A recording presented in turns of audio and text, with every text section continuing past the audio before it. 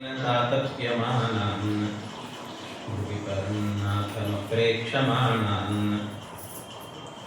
भुवनमान्येन च अन्येन दोष्णा भवतु धीर्मा इति नः सान्त्वयन्तम् प्रणतवान् प्राणिनां प्राणभूतं प्रणतिः प्रीणये पूर्णबोधम् तपो विद्या विरक्त्यादि सद्गुणभोगाकरानहम् वादिराजगुरून् वन्दे हयग्रीवपदाश्रयान् मूकोऽपि यत्प्रसादेन मुकुन्दशयनायते राजराजायते रिक्तो राघवेन्द्रं तमाश्रये अनवद्यात्मचारित्रं वादिगद्योतभास्करम् विद्यामान्यगुरुं वन्दे विद्याविद्योतभास्वरम् तपस्वाध्याय शुश्रूषा कृष्णपूजारतं मुनिं विश्वेशमिष्टदं वन्दे परिव्राट् चक्रवर्तिनम् जन्माद्यस्य यतोऽन्वयादितरतश्चार्तेष्वभिज्ञस्वराट् तेने ब्रह्महृदाय आदिकवये मुह्यन्ति यं सूरयः तेजो वारिमृदां यथा विनिमयो यत्र सर्गो मृषा धाम्ना स्वेन सदा निरस्तकुहकं सत्यं परं धीमहि यं प्रभुरजन्तमनुपेतमपेतकृत्यं त्वयिपायनो विरहकातर आजुहाव पुत्रेति तन्मयतया तरवोऽपि नेदुः तं सर्वभूतहृदयं मुनिमानतोऽस्मि निगमकल्पतरोर्गणितं फलं शुकमुखादमृतद्रवसंयुतं पिबत भागवतं रसमालयं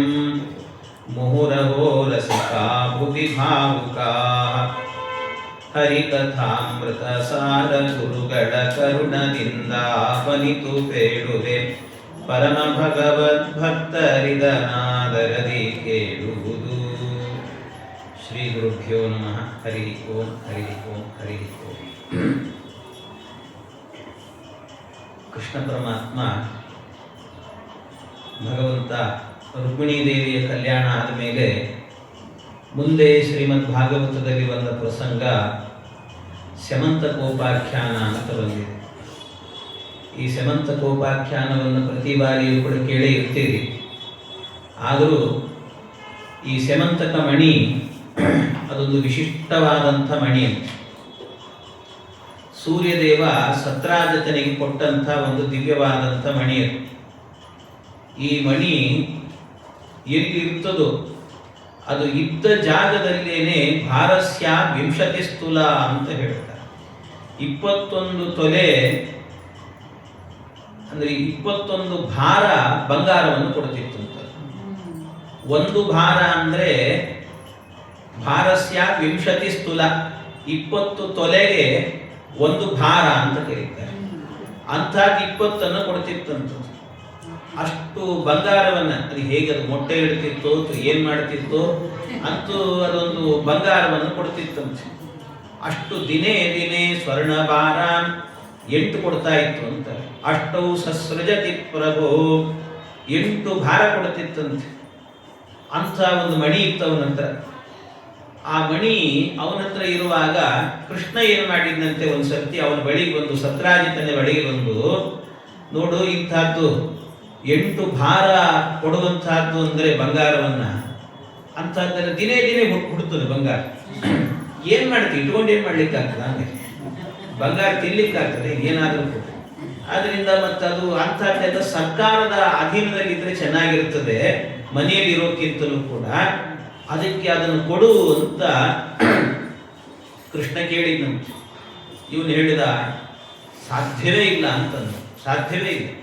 ಮತ್ತು ಇನ್ನೊಂದು ವಿಶೇಷ ಏನು ಅಂದರೆ, ದುರ್ಭಿಕ್ಷಮಾರ್ಯ ಅರಿಷ್ಟಾನಿ ಸರ್ವೇಪಿ ವ್ಯಾಧಯೋ ಶುಭಾಹ. ಎಲ್ಲಿ ಈ ಮಣಿ ಇರ್ತದೋ ಅಲ್ಲಿ ದುರ್ಭಿಕ್ಷೆ ಇಲ್ಲ. ಅಷ್ಟೇ ಅಲ್ಲ, ಅಕಾಲ ಮೃತ್ಯು ಬರುವುದಿಲ್ಲಂತೆ. ಆ ಮಣಿ ಇದ್ದ ಜಾಗದಲ್ಲಿ ಅಕಾಲ ಮೃತ್ಯು ಇಲ್ಲ, ಆ ಊರಿಗೆ ಇಲ್ಲ. ಅಂತ ವಿಶಿಷ್ಟವಾಗಿರುವಂತಹದ್ದು. ಯಾವ ಅರಿಷ್ಟಗಳು, ಪಾಪ, ರೋಗ, ರುಜಿನ ಯಾವುದು ಬರುವುದಿಲ್ಲಂತೆ. ಇಂಥ ಒಂದು ದಿವ್ಯವಾಗಿರುವಂತಹದ್ದು ಮಣಿ. ಇಂಥ ಮಣಿಯನ್ನ ಕೊಡು ಅಂತ ಕೇಳಿದರೆ ಸಾಧ್ಯವೇ ಇಲ್ಲ ಅಂತಂದ. ಇಷ್ಟು ಹೇಳಿದ ಕೂಡಲೇ ಮತ್ತೆ ಏನು ಜಾಸ್ತಿ ವಾದ ಮಾಡ್ಲಿಕ್ಕೆ ಹೋಗ್ಲಿಲ್ಲ ಕೃಷ್ಣ. ಆಯ್ತಪ್ಪ ನಿನ್ನ ಹತ್ರನೇ ಇಟ್ಕೋ ಅಂತ ಸುಮ್ಮನೆ ಹೋಗ್ಬಿಟ್ಟ. ಇದಾದ ನಂತರ ಏನಾಯ್ತು ಅಂದ್ರೆ ಒಂದ್ಸರ್ತಿ ಈ ಇವನು ತಮ್ಮ ಒಬ್ಬ ಇದ್ದ, ಪ್ರಸೇನ ಅಂತ ಅವನ ಹೆಸರು. ಆ ಪ್ರಸೇನ ಏನ್ ಮಾಡಿದಂತೆ, ಈ ಮಣಿಯನ್ನು ತಗೊಂಡು ಒಂದ್ಸರ್ತಿ ಕಾಡಿಗೆ ಹೋಗೋಣ ಅಂತ ಮಣಿ ಹಿಡ್ಕೊಂಡು ಹೋಗ್ಬಿಟ್ಟ. ಕಾಡಿಗೆ ಹೋಗೋಣ ಅಂತ ಹೋದಾಗ ನೈವಾರ್ಥ ಕಾಮುಕ ಪ್ರಾದಾತ್ ಯಾಂಚಾಭಂಗ ಮಕರ್ತಯನ್ನ, ಅದಕ್ಕೆ ಅವನು ಕೊಡ್ಲಿಲ್ಲ. ಇವನ್ ನೋಡಿದ್ರೆ ಹಿಡ್ಕೊಂಡು ಹೋದವನಿಗೆ ಎಷ್ಟು ದಿವಸ ಆದರೂ ಕೂಡ ಬರಲೇ ಇಲ್ಲಂತೆ. ಅಪಶ್ಯನ್ ಭ್ರಾತರಂ ಭ್ರಾತ ಸತ್ರಾಜಿತ್ ಪರ್ಯತಪ್ಯತ. ಆ ಸತ್ರಾಜಿತ ರಾಜ ಬೇಸರ ಮಾಡ್ಕೊಂಡ. ಎಲ್ಲಿ ಹೋದ ನನ್ನ ತಮ್ಮ, ಹೋಗೋದು ಹೋಗ್ಬಿಟ್ಟ, ಎಷ್ಟು ದಿವಸ ಆಯ್ತಲ್ಲ ಬರ್ತಾ ಇಲ್ಲಲ್ಲ ಅಂತ ದುಃಖ ಪಟ್ಟುಕೊಂಡು ಆಮೇಲೆ ಹುಡುಕ್ಸಿದ್ರೆ ಗೊತ್ತಾಯ್ತು ಏನು ಅಂತಂದ್ರೆ, ಇವನನ್ನ ಒಂದು ಸಿಂಹ ಕೊಂದುಬಿಟ್ಟಿತ್ತು. ಒಂದು ಸಿಂಹ ಇವನನ್ನು ಕೊಂದು ಹಾಕಿದೆ. ಅದು ಏನ್ ಮಾಡಿದೆ, ಆ ಮಣಿಯನ್ನು, ಅವನ ಕೈಯಲ್ಲಿದ್ದ ಮಣಿ ಏನು ಚೆನ್ನಾಗಿದೆ ಅಂತ ಬಾಯಲ್ಲಿ ಹಿಡ್ಕೊಂಡು ಹೋಗಿದೆ. ಅದು ಹೋಗ್ತಾ ಇರ್ಬೇಕಾದ್ರೆ ಏನಾಗಿದೆ ಅಂತ ಅಲ್ಲಿ ಒಂದು ಕರಡಿ ಬಂದಿದೆ. ಆ ಕರಡಿ ಬಂದು ಏನ್ ಮಾಡಿದೆ, ಆ ಕರಡಿಯು ಕೂಡ ನೋಡಿತಂತೆ. ನೋಡಿದಾಗ ಇದೇನೋ ಮಣಿ ಚೆನ್ನಾಗಿದೆಯಲ್ಲ ಅಂತ, ನಮ್ಮ ಮನೆಯಲ್ಲಿ ಇದ್ರೆ ಚೆನ್ನಾಗಿರ್ತದೆ, ಮಕ್ಕಳು ಆಟ ಆಡ್ಕೊಂಡಿರ್ತಾರೆ ಅಂತ ಈ ಕರಡಿ ಸಿಂಹನ ಹೊಡೆದಿದೆ ಅಂತೆ. ಸಿಂಹನ ಹೊಡೆದು ಸಿಂಹವನ್ನು ಕೊಂದು ಅದನ್ನ ಮಣಿಯನ್ನು ತಗೊಂಡು ಹೋಗ್ಬಿಟ್ಟಿದೆ. ಎಲ್ಲಿಗೆ, ಅದು ಗುಹೆ ಹೋಗ್ಬಿಡುತ್ತಂತೆ. ಗುಹೆ ಒಳಗೆ ಹೋಗ್ಬಿಡುತ್ತೆ. ಆ ಗುಹೆ ಒಳಗೆ ಹೋದ ಕೂಡಲೇನೆ ಅಲ್ಲೇ ಇಟ್ಬಿಟ್ಟಿದ್ದ. ಈ ಕಡೆ ಪ್ರಸೇನ ಸತ್ತಿದ್ದಾನೆ ಅನ್ನೋ ಸುದ್ದಿ ಗೊತ್ತಾಯ್ತು. ಅದು ಮಣಿ ಹಿಡ್ಕೊಂಡು ಹೋಗಿದ್ದ ಅಂತ ಗೊತ್ತಾಯ್ತು. ಆಗ ಸತ್ರಾಜಿತ ಏನ್ ಮಾಡಿದಂತೆ, ಕೃಷ್ಣನ ಮೇಲೆ ಅಪವಾದ ಹಾಕಿಬಿಟ್ಟು, ಕೃಷ್ಣನೇ ಈ ಮಣಿಯನ್ನ ತಗೊಂಡು ನನ್ನ ತಮ್ಮನ ಕೊಂದಿದ್ದಾನೆ. ಯಾಕೆಂದ್ರೆ ಅವ್ನು ಬಂದು ಕೇಳಿದ್ದ ಒಂದ್ಸರ್ತಿ ನನ್ನ ಹತ್ರ ಕೇಳಿದಾಗ ನಾನು ಕೊಡ್ಲಿಲ್ಲ ಮಣಿನ. ಅದಕ್ಕೆ ಈ ಕೃಷ್ಣ ಕೊಡ್ಲಿಲ್ಲ ಅನ್ನೋ ಸಿಟ್ಟಿಗೆ ಆ ಮಣಿ ಹೇಗಾದ್ರೂ ಮಾಡಿ ಪಡಿಬೇಕು ಅಂತ ನನ್ನ ತಮ್ಮನ ಕೊಂದು ತಗೊಂಡಿದ್ದಾನೆ ಇವನು ಅಂತ ಅಪವಾದ ಹಾಕಿಬಿಟ್ಟ. ಮಣಿ ಕಳ್ಳ ಅಂತ ಇವನಿಗೆ, ಕೃಷ್ಣನಿಗೆ. ಈ ರೀತಿ ಅಪವಾದ ಹಾಕಿದ್ರೆ ಆಗ ಭಗವಂತ ಹೇಳಿದಂತೆ, ಇಲ್ಲ ನಾನು ಮಾಡಿಲ್ಲ ಅಂತ. ಅಪವಾದ ಬಂದಾಗ ಅದನ್ನು ಪರಿಹಾರ ಮಾಡಿಕೊಳ್ಳೋದು ಕೂಡ ಬಹಳ ಮುಖ್ಯವಾದದ್ದು ಅಂತ ಹೇಳ್ತಾರೆ. ಹಾಗೆ ಕೃಷ್ಣ ಏನ್ ಮಾಡಿದಂತೆ, ಆಯ್ತು ನಾನು ಇದನ್ನು ತಗೊಂಡಿಲ್ಲ ಅಂತ ಹೇಳಿದ ಪರಮಾತ್ಮ. ತಗೊಂಡಿಲ್ಲ, ಆದ್ರೂ ಅವನ ಮೇಲೆ ಅಪವಾದ ಬಂದಿದೆ. ಅದಕ್ಕೆ ಯಾದವರನ್ನೆಲ್ಲ ಕರ್ಕೊಂಡು ಆ ಮಣಿನ ಹುಡುಕೊಂಬರೋಣ ಬನ್ನಿ ಅಂತ ಹೇಳಿ ಕರ್ಕೊಂಡು ಹೋದಂತೆ. ಈ ಪ್ರಸೇನ ಯಾವ ಕಾಡಿಗೆ ಹೋಗಿದ್ನೋ ಅದೇ ಕಾಡಿಗೇನೆ ಹೋದ. ಆ ಕಾಡಿಗೆ ಹೋದಾಗ ಆ ಕಾಡಲ್ಲಿ ಏನಾಯ್ತಂತೆ, ಎಲ್ಲೋ ಒಂದು ಕಡೆಯಲ್ಲಿ ಇವನು ಪ್ರಸೇನ ಹೋದ ದಾರಿಯನ್ನೇ ಹಿಡ್ಕೊಂಡು ಹೋಗ್ತಾ ಇದ್ರೆ ಅಲ್ಲಿ ಪ್ರಸೇನನ ದೇಹ ಬಿದ್ದಿತ್ತು ಅಂತ ಗೊತ್ತಾಯ್ತು. ಆ ಜಾಗದಿಂದ ಮುಂದಿನ ದಾರಿ ನೋಡಿದ್ರೆ ಅಲ್ಲಿ ಸಿಂಹದ ಕಾಲು ಗುರುತಿತ್ತು. ಅದನ್ನ ಹಿಡ್ಕೊಂಡು ಹೋದ್ರೆ ಮುಂದೆ ಹೋಗ್ತಾನೆ, ಆ ಸಿಂಹ ಎಲ್ಲೋ ಬಿದ್ದಿದೆ. ಅಲ್ಲಿಂದ ಮುಂದೆ ನೋಡುತ್ತಾನೆ, ಕರಡಿ ಕಾಲು ಗುರ್ತಿದೆ ಅಂತ. ಇದನ್ನ ನೋಡಿದ ಆ ಗುರ್ತನ್ನೇ ಹಿಡ್ಕೊಂಡು ಹೋದಂತೆ. ಆ ಗುರ್ತನ್ನೇ ಹಿಡ್ಕೊಂಡು ಹೋದಾಗ ಅದು ಎಲ್ಲಿ ಹೋಯಿತು ಅಂದ್ರೆ ಸರಿಯಾಗಿ ಒಂದು ಗುಹೆ ಒಳಗೆ ಹೋಗಿತ್ತು. ಆ ಗುಹೆ ಒಳಗೆ ಹೋಗಿತ್ತು ಅಂತ ಜಾಂಬವಂತ ಗುಹ ಅಂತ ಕರೀತಾರೆ ಅದನ್ನು. ಅಲ್ಲಿ ಒಳಗೆ ಹೋದನಂತೆ. ಗುಹೆ ಒಳಗೆ ಹೋಗ್ಬೇಕಾದ್ರೆ ಉಳಿದವರೆಲ್ಲ ಬಂದಿದ್ರು, ಪಾಪ ಕೃಷ್ಣನ ಜೊತೆಗೇನೆ ಬಂದಿದ್ರಂತೆ. ಬಂದವರಿಗೆಲ್ಲ ಹೇಳಿದ, ಬರ್ರಿ ಒಳಗೆ ಬರ್ರಿ, ಎಲ್ಲ ಹುಡ್ಕೊಂಬರೋಣ ಅಂತ. ಆಗ ಅವರೆಲ್ಲ ಹೇಳಿದ್ರಂತೆ, ಕೃಷ್ಣ ಇಲ್ಲಿ ತನಕ ಬಂದದ್ದೇ ದೊಡ್ಡದು, ನಾವು ಇನ್ನು ಗುಹೆ ಒಳಗೆ ಯಾವ ಕರಡಿ ಇರ್ತದೋ ಏನಿರ್ತದೋ ಗೊತ್ತಿಲ್ಲ. ಅಕಸ್ಮಾತ್ ಹೋಗಿ ಮತ್ತೆ ಹೊರಗೆ ಬರ್ಲಿಕ್ಕೆ ಆಗಿಲ್ಲ ಅಂದ್ರೆ ಏನ್ ಗತಿ ನಮ್ದು? ಬೇಡ, ನಾವಿಲ್ಲೇ ಇರ್ತೀವಿ, ನೀ ಹೋಗಿ ಬಾ ಅಂತಂದ್ರೆ, ನಾವಿಲ್ಲೇ ಇರ್ತೀವಿ ನೀನು ಹೋಗಿ ಬಾ ಅಂತಂದ್ರೆ ಸರಿ ಅಂತ ಕೃಷ್ಣ ಏನ್ ಮಾಡಿದೆ, ನೀವು ಇಲ್ಲೇ ಇರ್ರಿ ಅಂತ ಒಳಗೆ ಹೋದಂತೆ ಭಗವಂತ.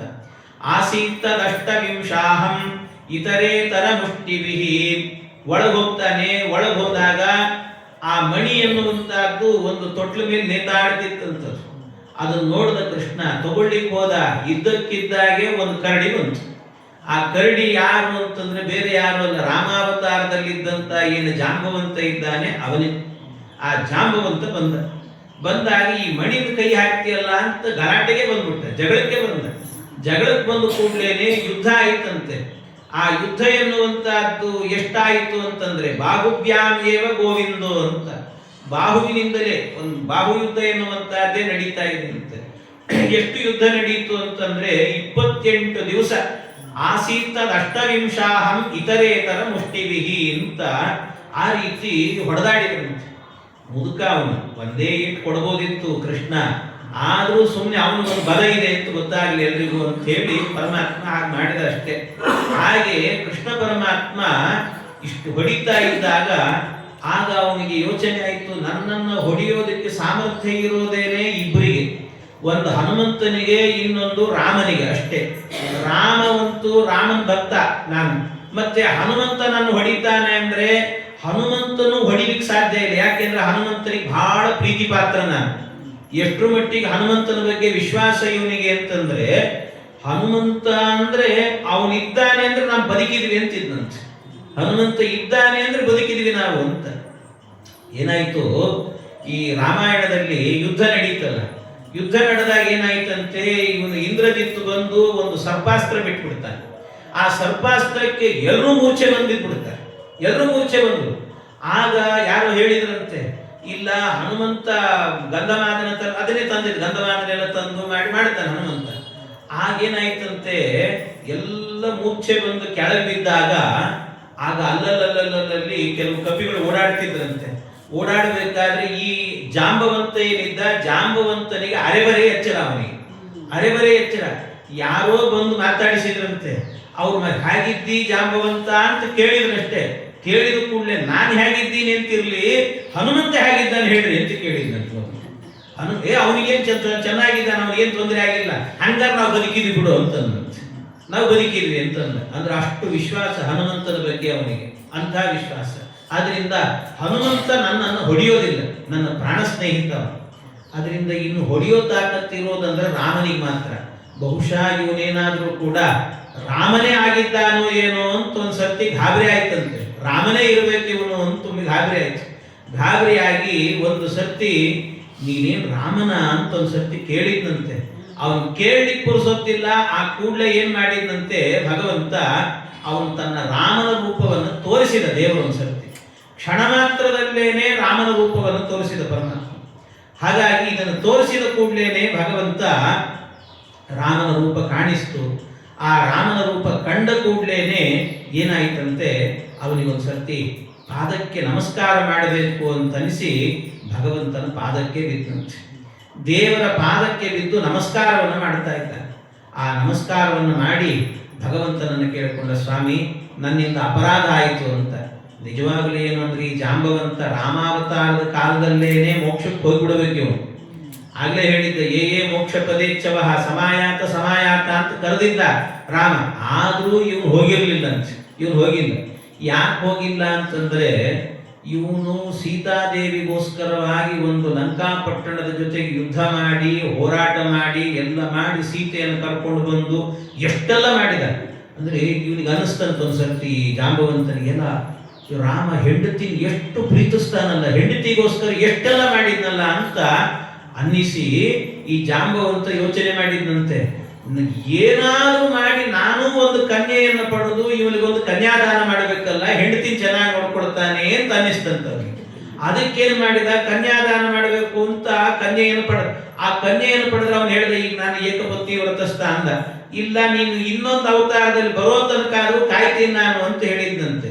ಅದಕ್ಕೆ ಅಂತ ಇವನಿಗೆ ಒಬ್ಬ ಮಗಳು ಹುಟ್ಟಿದ್ಲು, ಜಾಂಬವತಿ ಅಂತ ಹೆಸರು ಹೊಳಿತು, ಜಾಂಬವತಿ. ಆ ಜಾಂಬವತಿಯನ್ನ ಈಗೇನ್ ಮಾಡಿದೆ, ಇಷ್ಟೆಲ್ಲ ಅಪರಾಧ ಮಾಡಿದ್ನಲ್ಲೋ ಸ್ವಾಮಿ, ತಗೋ ಮಣಿ ತಗೋ, ಅದ್ರ ಜೊತೆ ಕನ್ಯಾಮಣಿನೂ ತಗೋ ಅಂತ ಕೊಟ್ಟು ಕಳಿಸಿದ್ನಂತೆ. ಎರಡೂ ತಗೊಂಡು ಹೋಗು ಅಂತ ಮದುವೆ ಮಾಡಿ ಕೊಟ್ಟು ಕಳಿಸಿದ್ರು. ಜಾಂಬವತಿಯನ್ನು ಕಳಿಸಿದ್ನಂತೆ. ಜಾಂಬವತಿ ಅಂದ್ರೆ ಉಳಿದ ಅಷ್ಟಮಹಿಷಿಯರಲ್ಲಿ ಇವಳು ದೊಡ್ಡವಳು, ಅಂದ್ರೆ ಎಲ್ಲರಿಗಿಂತ ಹಿರಿಯಳು ಅಂತ ಅರ್ಥ. ಇವಳಲ್ಲಿ ವಿಶೇಷ ಲಕ್ಷ್ಮೀ ಸನ್ನಿಧಾನ ಇದೆ ಅಂತ ಇವಳಲ್ಲಿ ವಿಶೇಷವಾಗಿರುವಂತಹದ್ದು. ಅದು ನಾವೇನು ತುಳಸಿ ಅಂತ ಪೂಜೆ ಮಾಡ್ತೀವಲ್ಲ, ತುಳಸಿ ಅಂದ್ರೆ ಇವಳೆ, ಈ ಜಾಂಬವತಿನೇ ತುಳಸಿ. ಹಾಗೆ ಆ ತುಳಸಿ ಅವಳನ್ನು ಮದುವೆ ಮಾಡಿಕೊಡ್ತಾನೆ ಭಗವಂತ. ಮದುವೆ ಮಾಡಿಕೊಂಡಾದ ನಂತರ ಅಲ್ಲಿಂದ ಕನ್ಯಾಮಣಿ ಜೊತೆಗೆ ಸ್ಯಮಂತಕ ಮಣಿ ಹಿಡ್ಕೊಂಡು ಬಂದ. ಹೊರಗೆ ಬಂದು ನೋಡುತ್ತಾನೆ, ಯಾರು ಇಲ್ಲೇ ಇಲ್ಲ, ಎಲ್ಲ ಹೋಗ್ಬಿಟ್ಟಿದ್ದಾರೆ. ಈ ಕೃಷ್ಣ ಎಷ್ಟೋ ದಿವಸ ಆಯ್ತು ಬರ್ಲಿಲ್ಲ, ಮುಗಿತೀನಿ, ನಾವು ಒಳಗೆ ಹೋಗಿ ಮತ್ತೆ ಹುಡುಕ್ಲಿಕ್ಕೆ ಹೋದ್ರೆ ಮತ್ತೆ ನಮಗೇನಾಗ್ತದೋ ಏನೋ ಹೋಗೇ ಬಿಟ್ಟಿದ್ರಂತೆ. ಕೃಷ್ಣ ತಾನೇ ಒಬ್ಬನು ಬಂದು ಎಲ್ರಿಗೂ ಕೂಡ ಹೇಳಿದ, ನೋಡಿ ಮಣಿ ಸಿಕ್ತು, ನಾನು ತಗೊಂಡದ್ದಲ್ಲ, ಒಳಗಿತ್ತು, ಜೊತೆ ಕನ್ಯಾಮಣಿ ಕೊಟ್ಟಿದ್ದಾರೆ ಅಂತ ಕರ್ಕೊಂಬಂದು ಬಂದು ಸತ್ರಾಜಿತ ರಾಜನಿಗೆ ಏನ್ ಮಾಡಿದಂತೆ, ಈ ಮಣಿಯನ್ನ ಕೊಟ್ಟಂತೆ. ಮಣಿಯನ್ನು ಕೊಟ್ಟು, ನೋಡು ನಾನೇನು ತಗೊಂಡಿರ್ಲಿಲ್ಲ ಇದನ್ನ ಅಂತ ಹೇಳಿದಾಗ ಆ ಸತ್ರಾಜಿತ ರಾಜ ಏನ್ ಮಾಡಿದ್ದಂತೆ, ಹೌದಲ್ಲ ನಾನು ತಪ್ಪು ಮಾಡಿದೆ ಅನಿಸ್ತವನಿ, ಕೃಷ್ಣ ನಾನು ತಪ್ಪು ಮಾಡಿದೆ, ನೀನ್ ನಿಜವಾಗ್ಲೂ ತಗೊಂಡಿರ್ಲಿಲ್ಲ, ನಿನ್ನ ಮೇಲೆ ಅಪವಾದ ಹಾಕಿದ್ನಲ್ವ ನಾನು, ಎಂಥ ದೊಡ್ಡ ತಪ್ಪಾಯ್ತಲ್ವ ನಂದು ಅಂತ ಹೇಳಿದಾಗ, ಆಗ ನನ್ನ ತಪ್ಪಿಗೆ ಪ್ರಾಯಶ್ಚಿತ್ತ ಮಾಡಿಕೊಳ್ತೇನೆ ಅಂತ ಈ ಸತ್ರಾಜಿತನಿಗೆ ಒಬ್ಬ ಮಗಳಿದ್ದಂತೆ, ಅವಳ ಹೆಸರು ಸತ್ಯಭಾಮ ಅಂತ. ಲಕ್ಷ್ಮಿ, ಶ್ರೀದೇವಿ, ಭೂದೇವಿ. ಶ್ರೀದೇವಿ ಮದುವೆ ಆಗಿದೆ, ಈ ಭೂದೇವಿ. ಈ ಭೂದೇವಿ ಬಂದಿದ್ದಾಳೆ ಸತ್ಯಭಾಮೆಯಾಗಿ. ಆ ಸತ್ಯಭಾಮಾದೇವಿಯನ್ನ ಈ ಮಣಿನೂ ನೀನೇ ಇಟ್ಕೋ, ಕನ್ಯಾಮಣಿನೂ ನೀನೇ ಇಟ್ಕೋ ಅಂತ ಎರಡೂ ಕೊಟ್ಟನಂತೆ. ಎರಡೂ ಕೊಟ್ರೆ ಈ ಕೃಷ್ಣ ಏನ್ ಮಾಡಿದ, ನನಗೇನು ಆ ಮಣಿ ಮೇಲೆ ಆಸೆ ಇಲ್ಲ, ಬೇಕಾದ್ರೆ ಕನ್ಯಾಮಣಿ ಕೊಡ್ತೀಯಂತಿ, ಬೇಡ ಅನ್ನೆಲ್ಲ ತಗೊಂಡು ಹೋಗ್ತೀನಿ ಅಂತ. ಆಯ್ತು ಅಂತೂ ಸತ್ಯಭಾಮಾದೇವಿಯನ್ನು ಅಂತೂ ಹೋದ ಕಡೆಯಲ್ಲೆಲ್ಲ ಏನು ಅಂದ್ರೆ ಮಣಿ ಕೊಡ್ತೀನಿ, ಮಣಿ ತಗೊಳ್ತೀನಿ ಅನ್ನೋ ನೆಪ ಅಷ್ಟೇ, ಹೋದಲ್ಲೆಲ್ಲ ಒಂದು ಕನ್ಯಾಮಣಿ ಹಿಡ್ಕೊಂಡು ಬರೋದಷ್ಟೇ. ಆ ರೀತಿಯಲ್ಲಿ ಕೃಷ್ಣನಿಗೆ ಸತ್ಯಭಾಮಾದೇವಿಯ ಜೊತೆಗೆ ವಿವಾಹ ಆಯಿತು. ಈ ಸತ್ಯಭಾಮಾದೇವಿ ಜೊತೆ ವಿವಾಹ ಆದ ಕೂಡಲೇನೆ ಈ ಅಕ್ರೂರ, ಕೃತವರ್ಮ ಮತ್ತು ಶತಧನ್ವ ಈ 3 ಜನರಿಗೂ ಸಿಟ್ಟು ಬಂತಂತೆ. ಯಾಕೆ ಅಂತಂದ್ರೆ ಇವನೇನ್ ಮಾಡಿಬಿಟ್ಟಿದ್ದ ಅಂದ್ರೆ, ಮೊದಲೇ ಇವನು ಸತ್ರಾಜಿತ ರಾಜ ಮಾತು ಕೊಟ್ಟಿದ್ದಂತೆ, 3 ಜನರಿಗೂ ಹೇಳಿದ್ದ, ಏಕಾಂತದಲ್ಲಿ ಕರೆದು ಹೇಳಿದ್ದಂತೆ, ನನ್ನ ಮಗಳನ್ನ ನಿಮಗೆ ಕೊಡ್ತೀನಿ ಅಂತ ಬೇರೆ ಹೇಳಿದ್ದ. ಈಗ ನೋಡಿದ್ರೆ ಕೃಷ್ಣ ಕಟ್ಕೊಂಡು ಹೋಗ್ಬಿಟ್ಟ. ಅದಕ್ಕೆ ಇವನಿಗೆ ಸಿಟ್ಟು ಬಂತು. ಸಿಟ್ಟು ಬಂದು ಏನ್ ಮಾಡಿದ್ರಂತೆ, ಏನಾದ್ರೂ ಮಾಡಿ ಇವನ ಹತ್ರ ಇರುವ ಮಣಿಯನ್ನು ತಗೊಳ್ಬೇಕು, ಅದಕ್ಕಿಂತ ಮುಖ್ಯವಾಗಿ ಇವನು ಕೊಂದುಬಿಡಬೇಕು ಅಂತ 3 ಜನ ಉಪಾಯ ಮಾಡಿದ್ರು, ಕಳ್ತನ ಮಾಡಬೇಕು ಅಂತ. ಆದ್ರೆ ಕಳ್ತನ ಮಾಡಬೇಕು ಅಂತ ಹೋದಾಗ ಇವನು ಕೊಲ್ಲೋದಕ್ಕೆ ಮನಸ್ಸಾಗಲಿಲ್ಲ ಕೃತವರ್ಮನಿಗೆ, ಅಕ್ರೂರನಿಗೆ. ಆದ್ರೆ ಶತಧನ್ವ ಏನ್ ಮಾಡಿಬಿಟ್ಟ, ದೊಡ್ಡ ಮನಸ್ಸು ಮಾಡಿ ಅವನು ಕೊಂದೇ ಬಿಟ್ಟಂತೆ, ಸತ್ರಾಜಿತನ ಕೊಂದು ಬಿಟ್ಟ. ಕೊಂದು ಕೂಡಲೇನೆ ಈ ಸುದ್ದಿ ಸತ್ಯಭಾಮಾದೇವಿ ಗೊತ್ತಾಯ್ತು. ಸತ್ಯಭಾಮೆ ಹೇಳ್ತಾಳೆ, ಕೃಷ್ಣ ನಮ್ಮ ಅಪ್ಪನ ಕೊಂದವನು ಬಿಡಬೇಡ ಅಂತಂದು. ಆಯ್ತು ಅಂತ ಹುಡುಕಿದ್ನಂತೆ. ಈ ಶತಧನ್ವನು ಹುಡುಕ್ತಾ ಇದ್ದಾನೆ ಅಂತ ಗೊತ್ತಾಯ್ತು ಕೃಷ್ಣ. ಇನ್ನು ಅವನ ಕೈ ಸಿಗಾಕೊಂಡ್ರೆ ನಾನು ಸಾಯ್ತೀನಿ ಅಂತ ಗೊತ್ತಾಗಿ ಅವನು ಕುದುರೆ ಹತ್ತಕೊಂಡು ಓಡ್ಲಿಕ್ಕೆ ಶುರು ಮಾಡಿದ. ಮಣಿ ನನ್ನ ಕೈಯಲ್ಲಿದೆ ಅಲ್ಲ ಅಂತ ಆ ಮಣಿಯನ್ನೇನು ಮಾಡಿದಂತೆ, ಅಕ್ರೂರ ನಿನ್ನ ಹತ್ರ ಇಟ್ಕೊಂಡಿರು, ಬಚ್ಚಿಟ್ಕೋ ಇದನ್ನ ಅಂತ ಅವನ ಕೈ ಕೊಟ್ಟನಂತೆ. ಇದನ್ನ ಅವನ ಕೈ ಕೊಟ್ಟ. ಆ ಅಕ್ರೂರ ಏನ್ ಮಾಡಿದ, ಎಲ್ಲಿ ಕೃಷ್ಣನಿಗೆ ನಾನ್ ತಗೊಂಡಿನಿ ಅಂತ ನನ್ನ ಮೇಲೆ ಸಿಟ್ಟು ಬರ್ತದೋ ಏನೋ ಅಂತ ಆ ಅಕ್ರೂರನು ಕೂಡ ಆ ಮಣಿಯನ್ನು ತಗೊಂಡು ಊರು ಬಿಟ್ಟು ಹೋಗಿಬಿಟ್ನಂತ. ಅವನು ಯಾವ ಊರಿಗೆ ಹೋಗಿ ಕೂತಿದ್ನಲ್ಲ, ಆ ಊರಲ್ಲಿ ಬೇಕಾದಷ್ಟು ಮಳೆ, ಬೆಳೆ, ಗಿಳೆ ಎಲ್ಲ ಅದ್ಭುತವಾಗಿ, ಅಕ್ರೂರ ಇದ್ದಲ್ಲೇ ಹೀಗಿರ್ತಿತ್ತಂತ. ಅದೊಂದು ವಿಶೇಷತೆ ಇತ್ತು ಅವನಿಗೆ. ಅಂತ ಅದ್ರಲ್ಲಿ ಈ ಮಣಿ ಬೇರೆ ಇದೆ, ಅದು ಬಂಗಾರಗಳ ನಿತ್ಯ ಕೊಡ್ತಾ ಇದೆ. ಆದ್ರೆ ಇಷ್ಟರಲ್ಲಿ ಮಧ್ಯದಲ್ಲಿ ಏನ್ ಮಾಡಿದ ಕೃಷ್ಣ ಅಂದ್ರೆ, ಶತಧನ್ವನನ್ನು ಕೊಂದು ಬಿಟ್ಟನಂತೆ. ಕೊಂದ ಅವನ ಸಂಹಾರ ಆಯ್ತು. ಆದ ನಂತರ ಈ ಶತಧನ್ವನ ಕೊಂದು ಬಂದಿದ್ದಾನೆ, ಎಷ್ಟೋ ದಿವಸ ಆಯ್ತು. ಒಂದ್ಸರ್ತಿ ಏನ್ ಮಾಡಿದಂತೆ, ಬಲರಾಮ ಬಂದು ಕೇಳಿದಂತೆ, ಕೃಷ್ಣ ಆ ಶತಧನ್ವನ ಕೊಂದಿ ಮತ್ತೆ ಮಣಿ ಸಿಕ್ಕಿರ್ತದೆ, ಅದನ್ನ ನಾನು ನೋಡ್ಬೇಕು, 4 ದಿವಸ ಇಟ್ಕೋಬೇಕು ಅಂತ ಆಸೆ ಇದೆ, ಕೊಡು ನನಗೆ ಅಂತ ಕೇಳಿದ. ಇವ್ ಕೃಷ್ಣ ಹೇಳಿದ, ಅಣ್ಣ ನಾನು ಕೊಂದಿನ ಹೌದಷ್ಟೇ, ನನ್ನ ಹತ್ರ ಮಣಿ ಇಲ್ಲ ಅಂತ ಇವನು ಹೇಳಿದ. ಇಲ್ಲ ನಿನ್ನ ಹತ್ರ ಇದೆ, ನೀ ಸುಳ್ಳು ಹೇಳ್ತಿದ್ದಿ ಅಂತ. ಇವನು ಬಲರಾಮನಿಗೆ ಡೌಟ್ ಬಂದ್ಬಿಡ್ತು ಅವನ ಮೇಲೆ. ಕೆಲವೊಮ್ಮೆ ದೇವತೆಗಳಿಗೂ ಕೂಡ ಕಲ್ಯಾವೇಶ ಎನ್ನುವಂತದ್ದು ಆಗ್ತಿರ್ತದಂತ, ಆಗಾಗ ಕಲ್ಯಾವೇಶ ಆಗ್ತಿರ್ತದೆ. ದೇವತೆಗಳಿಗೆ ಆಗಾಗ ಕಲ್ಯಾವೇಶ, ನಮಗೆ ಆಗಾಗ ಕಲ್ಯಾವೇಶ ಹೋಗ್ತಿರ್ತದೆ ಅಷ್ಟೇ.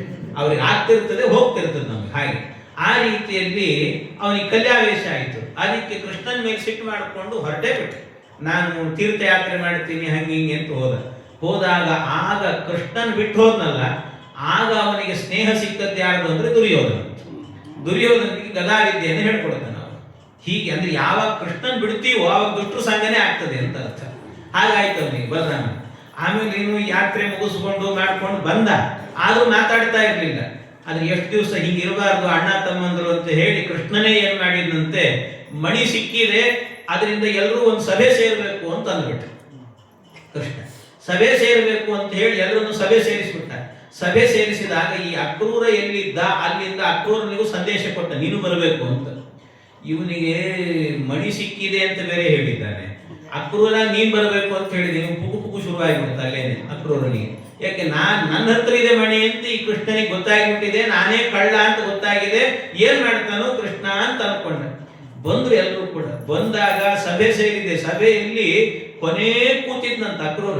ಮೊದಲಿಗೂ ಕೂತಿರ್ಲಿಲ್ಲ, ಮುಂದೆ ಕೂತೇ ಇರ್ಲಿಲ್ಲ, VIP ಸೀಟಲ್ಲಿ ಹಿಂದೋಗಿ ಕೂತಿದ್ನಂತೆ. ನಾನು ಕಂಡಿರ್ಲೇಬಾರದು ಅಂತ. ಈ ಸಭೆಯಲ್ಲಿ ಮಾತಾಡ್ತಾ ಮಾತಾಡ್ತಾ ಸೆಮಂತಕ ಮಣಿ ಬಗ್ಗೆ ಎಲ್ಲ ಉಪನ್ಯಾಸವನ್ನು ಮಾಡಿ ಕೃಷ್ಣ ಹೇಳಿದಂತೆ ನಮ್ಮ ಅಣ್ಣ ಅದನ್ನು ಬಲರಾಮನು ಕೂಡಿಸಿದ್, ನಮ್ಮ ಅಣ್ಣ ಬಲರಾಮ ನಾನು ತಗೊಂಡಿನಿ ಅಂತ ತಿಳ್ಕೊಂಡಿದ್ದಾನೆ, ನಿಜವಾಗ್ಲೂ ಅದು ನನ್ನ ಹತ್ರ ಇಲ್ಲ.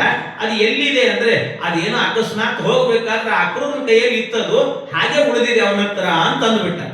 ಅಕ್ರೂರ ಕಳ್ತನ ಮಾಡ್ಯಾನೆ ಅಂದಿಲ್ಲ, ಅದನ್ನ ಬಚ್ಚಿಟ್ಕೊಂಡಿದ್ದಾನೆ ಅವನ ಕೈಯಲ್ಲಿ. ಅವ್ನು ಮತ್ತೆ ಅಷ್ಟೇ ಅಲ್ಲದೆ ನಾವು ಕರೆದ್ಬಿಟ್ಟಂತೆ, ಅಕ್ರೂರ ತೋರ್ಸಪ್ಪ ಒಂದ್ಸರ್ತಿ ನಮ್ಮ ತಾಯಿವರೆಲ್ಲರೂ ಅಂದ್ಬಿಟ್ಟು ಒಂದ್ಸರ್ತಿ ಹಿಂಗಂದ. ಕಳ್ತನ ಗಿಳ್ತನ ಅಲ್ಲಿಗೆ ಹೋಗ್ಲಿಲ್ಲ, ಎಷ್ಟು ಕಾಪಾಡಿದಿರೋ ಮಾರಾಯ ಅಂತ ಅನ್ಕೊಂಡ. ಆಮೇಲೆ ಸರಿ ಅಂತ ಹೇಳಿ ಅದನ್ನ ತಂದು ಮಣಿಯನ್ನು ಕೊಟ್ಟನಂತೆ. ಕೊಟ್ಟಾಗ ಆಗ ಮತ್ತೆ ಕೃಷ್ಣನಿಗೆ ಈ ಅಪವಾದಗಳೆಲ್ಲ ಪರಿಹಾರ ಆಯ್ತಂತೆ. ಎಲ್ಲ ಆದ ನಂತರ ಕೊನೆಗೊಂದ್ಸರ್ತಿ ಉದ್ಧವ ಬಂದು ಕೇಳಿದಂತೆ, ಕೃಷ್ಣ ನೀನ್ ಜಗದೊಡೆಯನಪ್ಪ, ಜಗತ್ತನ್ನ ರಕ್ಷಣೆ ಮಾಡ್ತಕ್ಕಂಥವನು, ನಿನ್ನ ಮೇಲೂ ಅಪವಾದ ಬಂತಲ್ಲೋ ಅಂತಂದಂತೆ.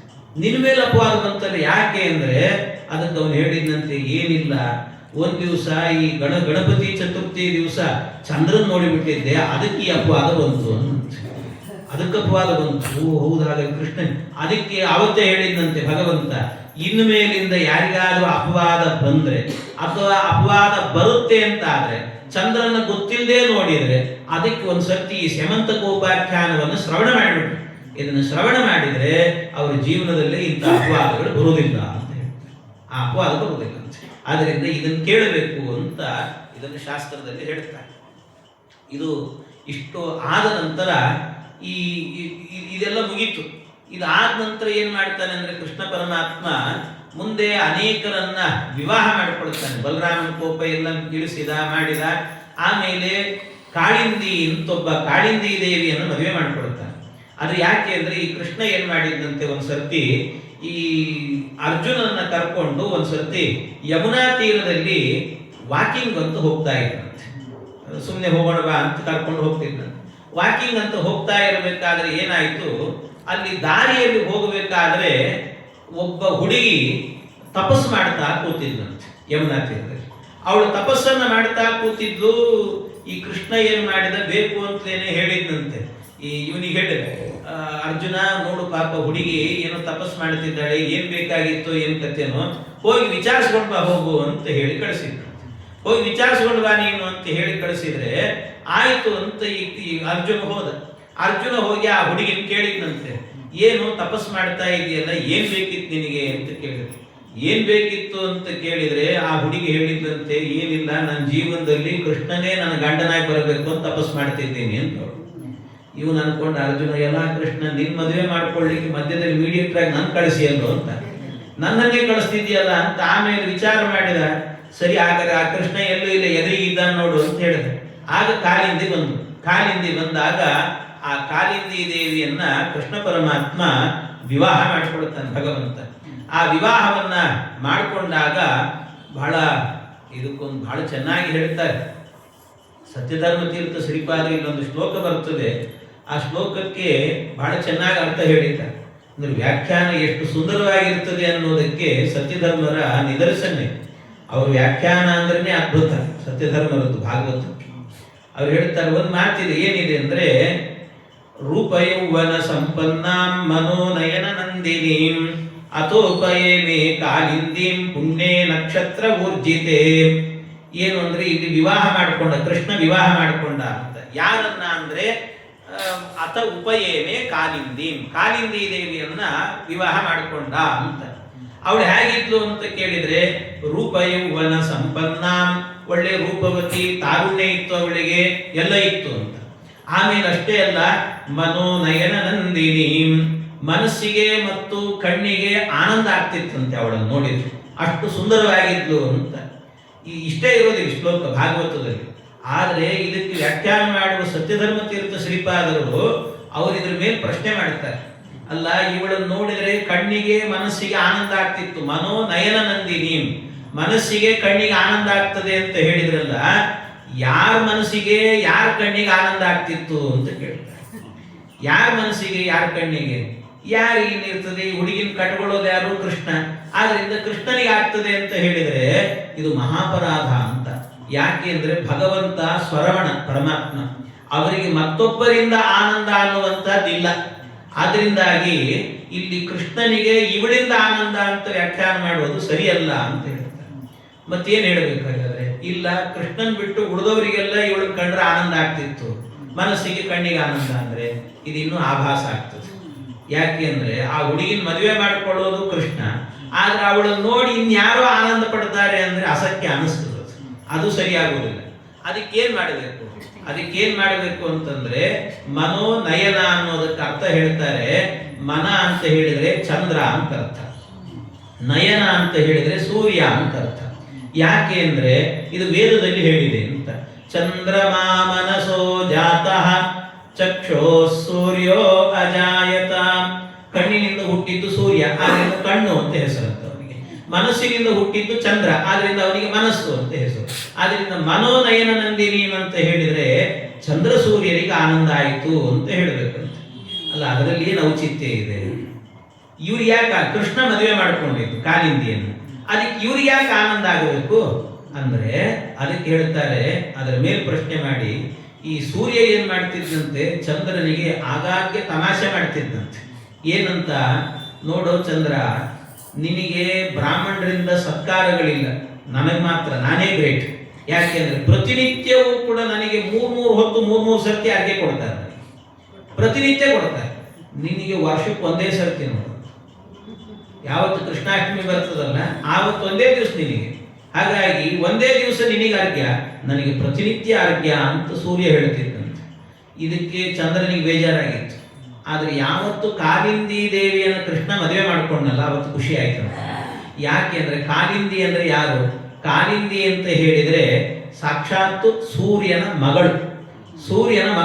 ಹಾಗಾಗಿ ಸೂರ್ಯನ ಮಗಳಾದ್ರಿಂದಾಗಿ ಕನ್ಯೆ ಮದುವೆ ಮಾಡಿಕೊಡುತ್ತಾಳೆ ಅಂದ್ರೆ ಚಂದ್ರ ಹೇಳಿದಂತೆ ಸೂರ್ಯ ನಿನಗೆ ನಿತ್ಯ ಅರ್ಘ್ಯ ಕೊಡ್ತಾರೆ ಅಂತ ನೀನ್ ಗ್ರೇಟು ಅಂತ ಹೇಳ್ತಾ ಇದ್ದಿ.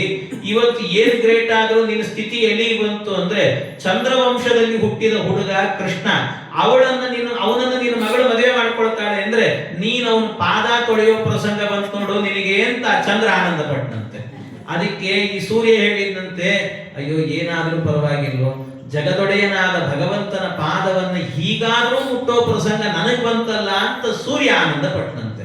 ಆದ್ರಿಂದ ಇಲ್ಲಿ ಮನೋನಯನ ನಂದಿನಿ ಅಂತ ಹೇಳಿದ್ರೆ ಚಂದ್ರ ಸೂರ್ಯನಿಗೆ ಆನಂದ ಅಂದ್ಬಿಟ್ರೆ ಸಮಸ್ಯೆನೇ ಇಲ್ಲ ಅಂತ. ಹೀಗೆ ಒಂದು ವ್ಯಾಖ್ಯಾನ ಅಂದ್ರೆ ಏನು ತತ್ವಕ್ಕೆ ಚ್ಯುತಿ ಬರದೇ ಇರುವಂತೆ ಅದ್ಭುತವಾಗಿ ವ್ಯಾಖ್ಯಾನ ಮಾಡುವಂತ ಒಬ್ಬ ವ್ಯಕ್ತಿಗಳು ಅಂದ್ರೆ ಅದು ಸತ್ಯಧರ್ಮ ತೀರ್ಥ. ಬಹಳ ಅವರದ್ದನ್ನು ನೋಡಿದ್ದೀನಿ, ಅನೇಕ ಕಡೆಯಲ್ಲಿ ಇಂಥ ವ್ಯಾಖ್ಯಾನಗಳನ್ನು ಬಹಳ ಸುಂದರವಾಗಿ ಮಾಡ್ತಾರೆ. ಅವರ ವ್ಯಾಖ್ಯಾನಗಳೇ ಅದ್ಭುತ. ಹಾಗೆ ಈ ರೀತಿ ಆ ಪರಮಾತ್ಮನಿಗೆ ಇದನ್ನೆಲ್ಲ.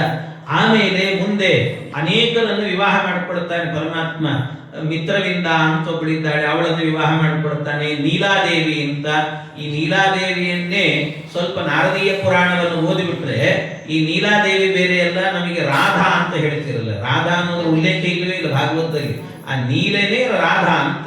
ಅದನ್ನೆಲ್ಲ ನಾರದೀಯ ಪುರಾಣವನ್ನು ಇಟ್ಟುಕೊಂಡು ಎರಡನ್ನು ಸಮನ್ವಯ ಮಾಡಿದ್ರೆ ಗೊತ್ತಾಗ್ತದೆ ಅಂತ. ಅದು ಸ್ವಲ್ಪ ದೊಡ್ಡ ವಿಷಯ ಆಗಿರ್ಲಿ, ಅಂತೂ ಅವಳೇ ಇವಳು ಅಂತ ಗೊತ್ತಾಗುತ್ತೆ. 2 ಬಾರಿ ವಿವಾಹ ಮಾಡಿಕೊಡುತ್ತಾನೆ ಪರಮಾತ್ಮ ಅವಳನ್ನ.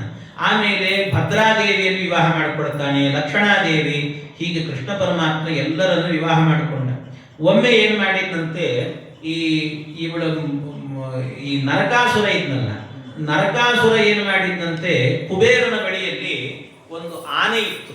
ಆ ಆನೆ ಹೆಸರೇನು ಅಂತಂದ್ರೆ ಸುಪ್ರತೀಕ ಅಂತ ಹೆಸರು. ಆ ಸುಪ್ರತೀಕ ಅನ್ನುವಂತ ಆನೆಯನ್ನ ಅಪಹರಣ ಮಾಡ್ಕೊಂಡು ಹೋಗಿದ್ದಂತೆ ನರಕಾಸುರ. ಅದಕ್ಕೆ ಇವನೇನ್ ಮಾಡಿದ ಅಂದ್ರೆ, ಇವನು ಕುಬೇರ ಯೋಚನೆ ಮಾಡಿದ, ಏನ್ ಮಾಡ್ಲಿ, ನನ್ನ ಆನೆ ನನಗೆ ಬೇಕಲ್ಲ, ಹೆಂಗಿಸ್ಕೊಳ್ಳೋದು ಅಂತ. ಅದಕ್ಕೆ ಉಪಾಯ ಮಾಡಿ ಏನ್ ಮಾಡಿಬಿಟ್ನಂತೆ, ಈ ನರಕಾಸುರನಿಗೆ ಮಗನಾಗಿ ಹುಟ್ಟಿಬಿಟ್ನಂತ. ಆಗ ಮಗನಾಗಿ ಹುಟ್ಟಿದ ಮೇಲೆ ಮತ್ತೇನಾಗ್ತದೆ, ಅವನ ಸ್ವತ್ತೆಲ್ಲ ಇವನಿಗೆ ಬರ್ತದಲ್ಲ, ಆದ್ರಿಂದ ನನ್ನ ಸ್ವತ್ತು ನನಗೆ ಸಿಗ್ತದೆ ಅಂತ ಮಗನಾಗಿ ಹುಟ್ಟಿದ. ಆಗ ಅವನಿಗೆ ಭಗದತ್ತ ಅಂತ ಹೆಸರು. ಕುಬೇರನೇ ಭಗದತ್ತನಾಗಿ ಅವತಾರವನ್ನು ಮಾಡ್ತಾನೆ. ಹೀಗೆ ಭಗದತ್ತನಾಗಿದ್ದ ಅವನು. ಅದಕ್ಕೋಸ್ಕರ ಒಳಗಿಂದ ಹೋರಾಟ ಅವನದ್ದು.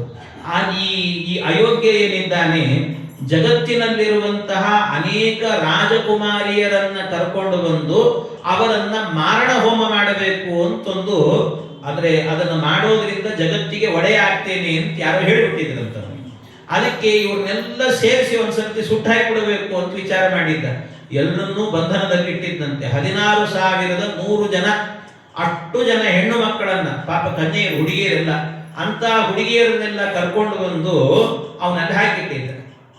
ಹಾಕಿಟ್ಟಾಗ ಆಗ ಏನಾಯ್ತಂತೆ, ಆ ಸಂದರ್ಭದಲ್ಲಿ ಈ ಜೊತೆಗೆ ಇನ್ನೊಂದೇನಾಗಿತ್ತು ಅಂತಂದ್ರೆ, ಈ ಅದಿತಿ ದೇವಿ ಇದ್ದಲ್ಲ, ಅದಿತಿ ದೇವಿಯ ಕರ್ಣಕುಂಡಲಗಳನ್ನು ಕೂಡ ಅಪಹರಣ ಮಾಡಿದ್ದಂತ. ಅದಿತಿ ಬಂದು ಕೇಳ್ಕೊಂಡಿದ್ದಂತೆ ಕೃಷ್ಣನ ಹತ್ರ, ಕೃಷ್ಣ ಏನಾದ್ರು ಮಾಡಿ ನನ್ನ ಬೆಳವಲ್ಲೇ ನನಗೆ ಬಹಳ ಬೇಕಾದ್ದು ಇಷ್ಟವಾದ್ದು ಅದನ್ನು ಇಸ್ಕೊಡು ನನಗೆ ಅಂತ ಕೇಳಿದ್ರು. ಅದಕ್ಕೇನು ಮಾಡಿದ ಕೃಷ್ಣ ಪರಮಾತ್ಮ ಅಂದ್ರೆ, ಅವನನ್ನು ಸಂಹಾರ ಮಾಡಬೇಕು ಅಂತ ಒಂದು ನಿಮಿತ್ತ ಮಾಡಿಕೊಂಡು ಈ ಸತ್ಯಭಾಮಾದೇವಿಯರನ್ನ ಕರೆದುಕೊಂಡು ಹೋಗ್ತಾನೆ.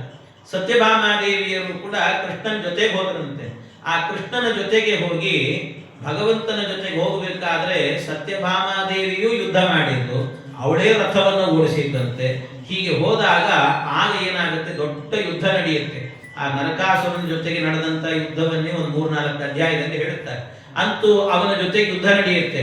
ಮೊದಲಿಗೆ ಬೇರೆ ಬೇರೆ ಎಲ್ಲರೂ ಕೂಡ ಬರ್ತಾರೆ, ಅವರನ್ನೆಲ್ಲ ಸಂಹಾರ ಮಾಡಿದ ಭಗವಂತ. ಆಗ ಅವರ ಸಂಹಾರ ಆದ ನಂತರ ಆಮೇಲೆ ಏನಾಯ್ತಂತೆ, ಈ ನರಕಾಸುರನನ್ನು ಕೂಡ ಸಂಹಾರ ಮಾಡಿ. ನರಕಾಸುರನ ಸಂಹಾರ ಆದ ಕೂಡಲೇ ಏನಾಯ್ತು, ಇಡೀ ಪಟ್ಟಣಕ್ಕೆ ಆನಂದವಾಯಿತು.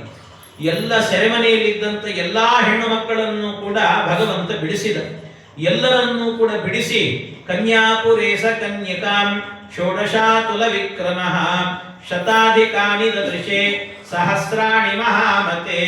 ಕನ್ಯೆಯರು ಇನ್ನು ಅವರೇನು ಅಂದ್ರೆ ಋತುಮತಿಯರು ಕೂಡ ಆಗಿರ್ಲಿಲ್ಲ, ಆಗ್ಲೇ ಕರ್ಕೊಂಡ್ಬಂದು ಇಟ್ಕೊಂಡ್ಬಿಟ್ಟಿದ್ದಂಥವ್ರು ಅವ್ರನ್ನೆಲ್ಲರನ್ನು ಕೂಡ. ಹಾಗೆ ಮಾಡಿ ಅವರನ್ನೆಲ್ಲ ಸುಮಾರು ಒಂದು 14-15 ವಯಸ್ಸಿತ್ತು ಅಂತ ಹೇಳ್ತಾರೆ. ಅಂತ ವಯಸ್ಸಿನ ಕನ್ಯಾಮಣಿಗಳೆಲ್ಲರೂ ಕೂಡ ಆ ಎಲ್ಲ ಕನ್ಯಾಮಣಿಗಳನ್ನು ತಂದಿಟ್ಟುಕೊಂಡಿದ್ದ ಅವರೆಲ್ಲರನ್ನು ಬಿಡಿಸಿದಂತೆ. ಎಷ್ಟಿದ್ರು ಅಂದ್ರೆ 16,100 ಜನ ಇದ್ರು ಹೆಣ್ಣು ಮಕ್ಕಳು. ಅವರನ್ನೆಲ್ಲ ಬಿಡಿಸಿದ ಭಗವಂತ. ಬಿಡಿಸಿದ ಕೂಡಲೇನೆ ಆ ಅಯೋಗ್ಯನ ಮನೆಯಲ್ಲಿ ಇದ್ವಲ್ಲ ಅಂತ ಒಂದ್ ಸರ್ತಿ ಏನ್ ಮಾಡಿದ್ರಂತೆ, ಅವನ ಸಂಹಾರ ಆಗಿದೆ ಅಂತೂ ಹೊರಗೆ ಬಂದ್ವಲ್ಲ ಅಂತ ಒಂದ್ ಸರ್ತಿ ಸ್ವಚ್ಛವಾಗಿ ಸ್ನಾನ ಮಾಡಬೇಕು ಅಂತ ಮಾಡಿದ್ರಂತ. ಒಂದ್ಸರ್ತಿ ಎಣ್ಣೆ ಹಚ್ಚಿಕೊಂಡು ಸ್ನಾನ ಮಾಡಿದ್ರು, ಎಲ್ಲ ಚೆನ್ನಾಗಿ ಒಳ್ಳೆ ಸಂತೋಷದಿಂದ ಸ್ನಾನ ಮಾಡಿದ್ರು, ಸ್ವಚ್ಛ ಆಗಬೇಕು ಅಂತ ಶುದ್ಧರಾದ್ರಂತೆ. ಆವತ್ತಿನ ದಿವಸವೇನೆ, ಆದ್ರಿಂದಲೇ ಅದನ್ನು ನರಕ ಚತುರ್ದಶಿ ಅಂತ ಕರೀತಾರೆ.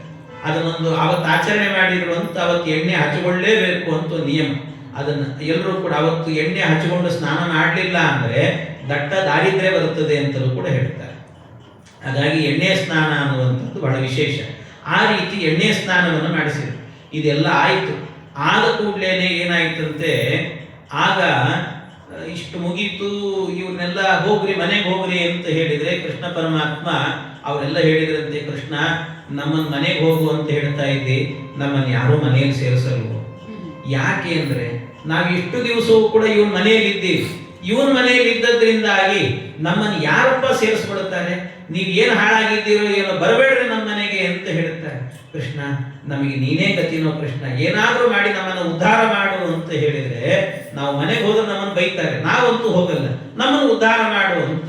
ನಮ್ಮನ್ನು ಉದ್ಧಾರ ಮಾಡು ಅಂದ್ರೆ ಕೃಷ್ಣ ಪರಮಾತ್ಮ ಹೇಳಿದ, ಹಾಗಾದ್ರೆ ಒಂದು ಕೆಲಸ ಮಾಡ್ರಿ, ನಿಮ್ಮೆಲ್ಲರನ್ನು ನಾನೇ ಮದುವೆ ಮಾಡ್ಕೊಳ್ತೇನೆ ಅಂತ. ಎಲ್ಲರನ್ನೂ ನಾನೇ ಮದುವೆ ಮಾಡ್ಕೊಳ್ತೇನೆ ಅಂತ. ಎಷ್ಟು ವಿಚಿತ್ರ ಅಂದ್ರೆ ಕೃಷ್ಣ ಭಾಗವತ ಹೇಳುತ್ತದೆ, ಒಂದೇ ಮುಹೂರ್ತದಲ್ಲಿ 16,108 ಮಂದಿಯನ್ನ ಬೇರೆ ಬೇರೆ ಕಲ್ಯಾಣ ಮಂಟಪಗಳಲ್ಲಿ ಮದುವೆ ಮಾಡ್ಕೊಂಡಂತೆ ಭಗವಂತ.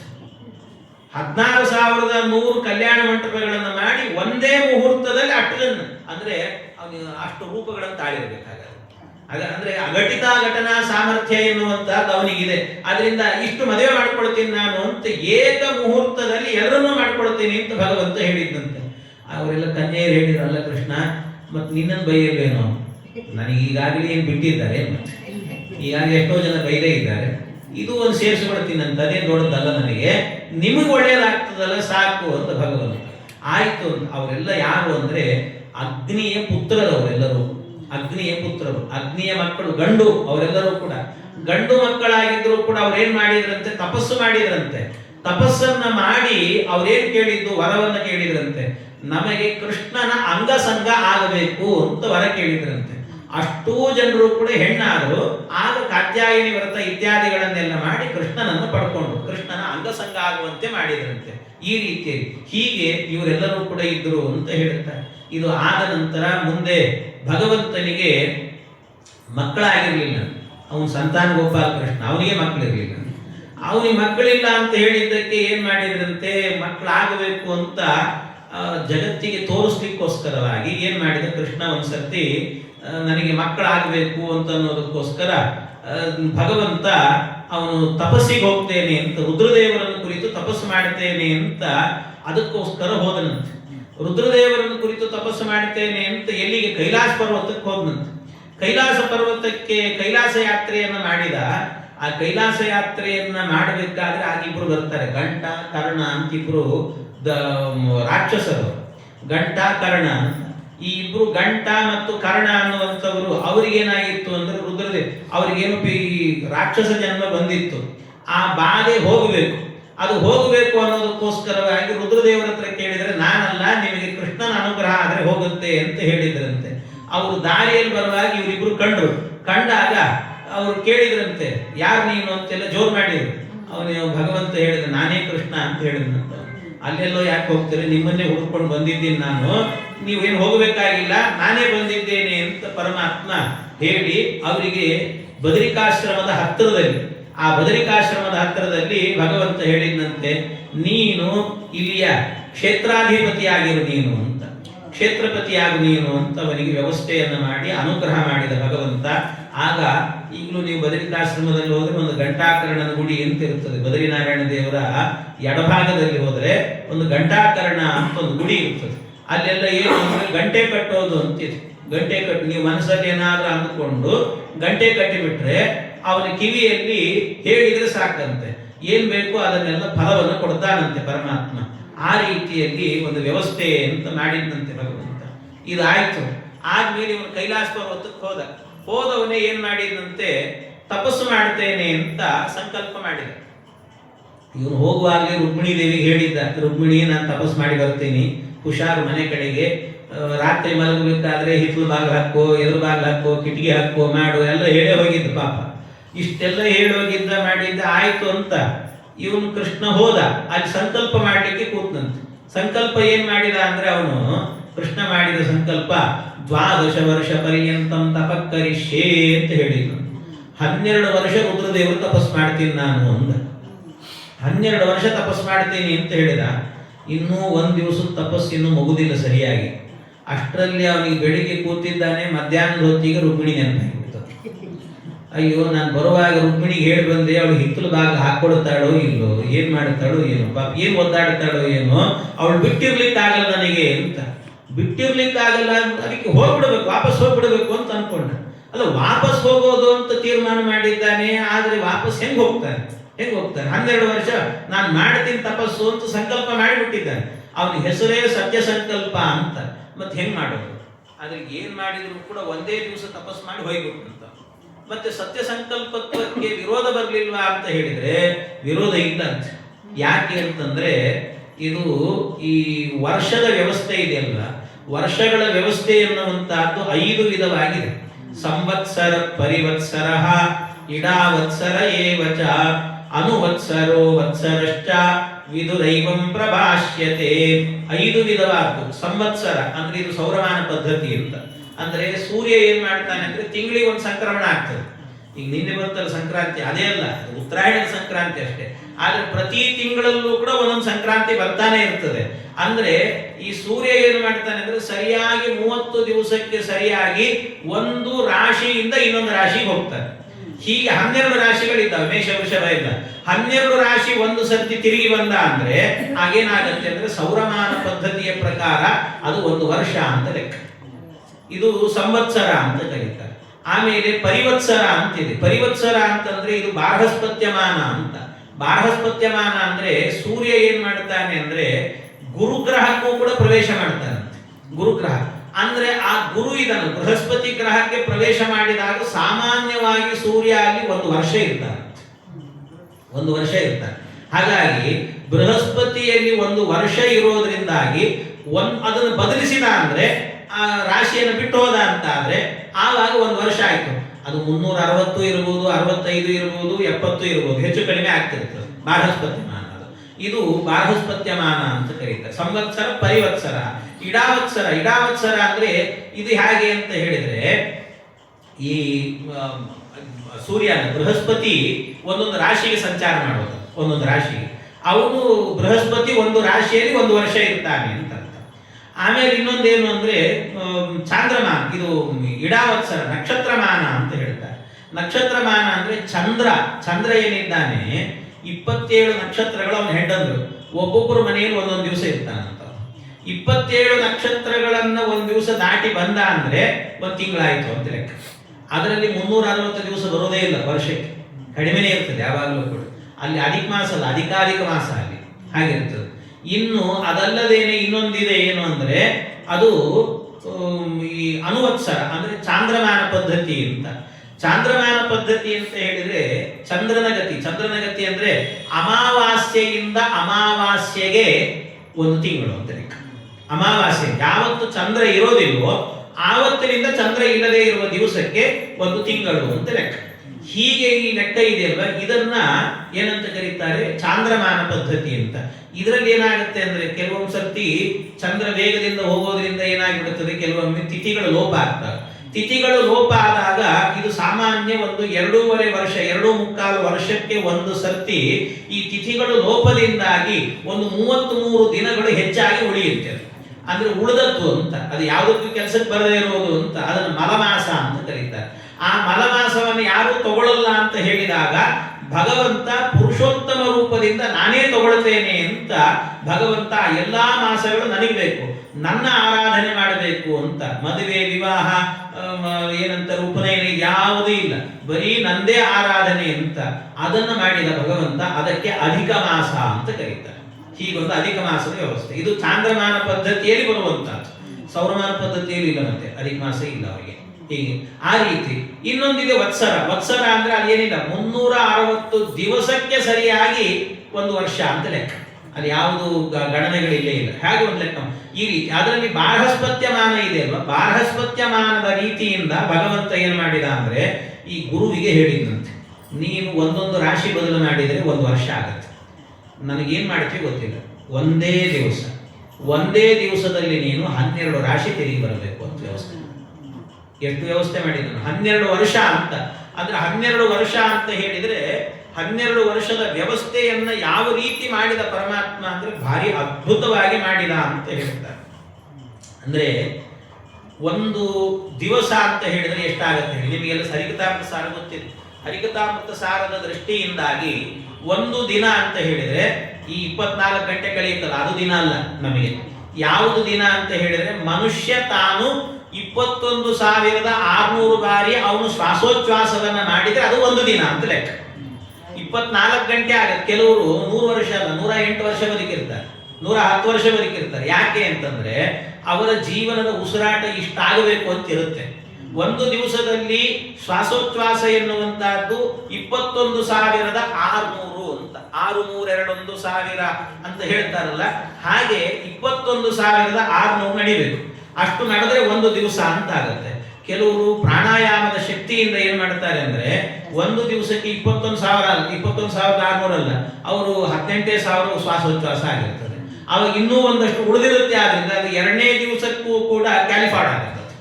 ಹಾಗಾಗಿ ಅಲ್ಲಿ ಹೋಯ್ತು ಅಂತ ಆದ್ರೆ 2ನೇ ದಿವಸದಲ್ಲಿ, ಆ 2ನೇ ದಿವಸದಲ್ಲೂ ಕಡಿಮೆ ಮಾಡಿದ ಅಂದ್ರೆ ಅವನಿಗೆ ಇನ್ನೂ ಒಂದು ದಿನದ ಆಯುಷ್ಯ ಮುಗಿದಿಲ್ಲ ಅಂತ ಅರ್ಥ ಅವನಿಗೆ.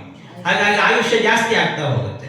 ಹಾಗೆ ಆ ರೀತಿ ಇರುವಂತ ವ್ಯವಸ್ಥೆಯನ್ನ ಮಾಡಿಕೊಂಡು ಭಗವಂತ ಏನ್ ಮಾಡಿದಂತೆ, ಒಂದು ಉಸಿರಿಗೆ ಅಂದ್ರೆ ಅದು ಎಷ್ಟು ಅಂದ್ರೆ ಒಂದಲ್ಲ 5 ಉಸಿರಿಗೆ 5 ಬಾರಿ ಶ್ವಾಸೋಚ್ಛ್ವಾಸವನ್ನ ಮಾಡಿದ್ರೆ ಅದು ಒಂದು ದಿನ ಅಂತ ಲೆಕ್ಕ ಮಾಡಿದಂತೆ. ಒಂದು ದಿನ ಅಂತ ವ್ಯವಸ್ಥೆ ಮಾಡಿದ್ರು. 5 ಬಾರಿ ಉಸಿರಾಡಿದರೆ ಒಂದು ದಿನ ಅಂತ ಲೆಕ್ಕ. 150 ಬಾರಿ ಉಸಿರಾಡಿದ್ರೆ ಅದು ಒಂದು ತಿಂಗಳು ಅಂತ ಲೆಕ್ಕ ಮಾಡಿ, ಒಂದು ತಿಂಗಳು ಅಂತ. ಆಮೇಲೆ 1,800 ಬಾರಿ ಉಸಿರಾಡಿದ್ರೆ ಅದು ಒಂದು ವರ್ಷ ಅಂತ ಲೆಕ್ಕ ಮಾಡಿದಂತೆ. ಆಮೇಲೆ ಹಾಗಾದ್ರೆ 1,800 ಇಂಟು 12 ಅಂತ ಇಟ್ಟುಕೊಂಡ್ರೆ ನಿಮಗೆ 21,600 ಅಂತ ಆಗುತ್ತೆ. ಅಂದ್ರೆ ಅರ್ಥ ಏನು ಅಂದ್ರೆ ಒಂದೇ ದಿನದಲ್ಲೇನೆ ಏನು ಮಾಡಿದ, 12 ವರ್ಷಕ್ಕೆ ಬೇಕಾಗಿರುವಂತ ವ್ಯವಸ್ಥೆಯನ್ನು ಮಾಡಿದ ಪರಮಾತ್ಮ. ಒಂದೇ ದಿನದಲ್ಲಿ ಮಾಡಿದಂತೆ 12 ರಾಶಿಗಳನ್ನು ತಿರುಗಿಸಿ ಒಂದು ದಿನದಲ್ಲೇನೆ 12 ವರ್ಷಗಳಾಗುವಂತೆ ಮಾಡಿದ. 12 ವರ್ಷ ಆಯಿತು, ಬಾರ್ಹಸ್ಪತ್ಯಮಾನದಿಂದ ನನ್ನ ತಪಸ್ಸು ಮುಗೀತು ಅಂತ ಹೊರಟು ಪರಮಾತ್ಮ. ಇಷ್ಟು ವ್ಯವಸ್ಥೆ, ಅಘಟಿತ ಘಟನಾ ಸಾಮರ್ಥ್ಯ ದೇವರದ್ದು ಇದೆಲ್ಲವೂ ಕೂಡ. ಇಷ್ಟು ಮಾಡಿದಂತೆ ಪರಮಾತ್ಮ. ಬಹಳ ಮಂದಿಗೆ ಗೊಂದಲ ಅಂದ್ರೆ, ಅಲ್ಲ ಅಷ್ಟರಲ್ಲೇ ಏಕಾದಶಿ ಬಂತು, ಚಾತುರ್ಮಾಸ್ಯ ಬಂತು, ಎಲ್ಲ ವ್ರತಗಳು ಹೆಂಗ್ ಮಾಡಿದಾನೆ. ಒಂದೇ ದಿನದಲ್ಲೇ 12 ವರ್ಷದ ಏಕಾದಶಿ ವ್ಯವಸ್ಥೆನೂ ಮಾಡಿದ್ನಂತೆ. ಒಂದೊಂದು ಸೆಕೆಂಡ್ ಉಪವಾಸ ಇದ್ರೆ ಏಕಾದಶಿ ಮುಗೀತು ಅಂತಿದ್ದಂತೆ. ಒಂದು ನಿಮಿಷ ಏನಾದರೂ ಕೂಡ ವ್ರತ ಅಂತ ಅಂದ್ಬಿಟ್ರೆ ಕ್ಷೀರ ವ್ರತ ಅಂದ್ರೆ ಮುಗಿದೋಗಿಬಿಡ್ತಿತ್ತು. ಹಂಗೆಲ್ಲ ವ್ಯವಸ್ಥೆ ಮಾಡಿದೆ, ಒಂದೇ ದಿನದಲ್ಲಿ ವ್ಯವಸ್ಥೆ. ಬಹಳ ಮಂದಿ ಏನು ಅಂದ್ರೆ ಅಯ್ಯೋ ಆ ದಿನ ಯಾವುದು ಅಂತ. ನಾವು ಅವತ್ತೊಂದು ದಿವಸ ಉಪವಾಸನೋ ಇನ್ನೊಂದು ಮತ್ತೊಂದು ಮಾಡಿಬಿಡ್ತೀವಂತೆ, 12 ವರ್ಷದ ಫಲ ಬರ್ತದಲ್ಲ ನಮಗೆ ಅಂತ. ಅದಕ್ಕೆ ವೇದವ್ಯಾಸ ದೇವರು ಆ ದಿನ ಮಾತ್ರ ಬರೆದಿಡಲ್ಲ ನಾನು.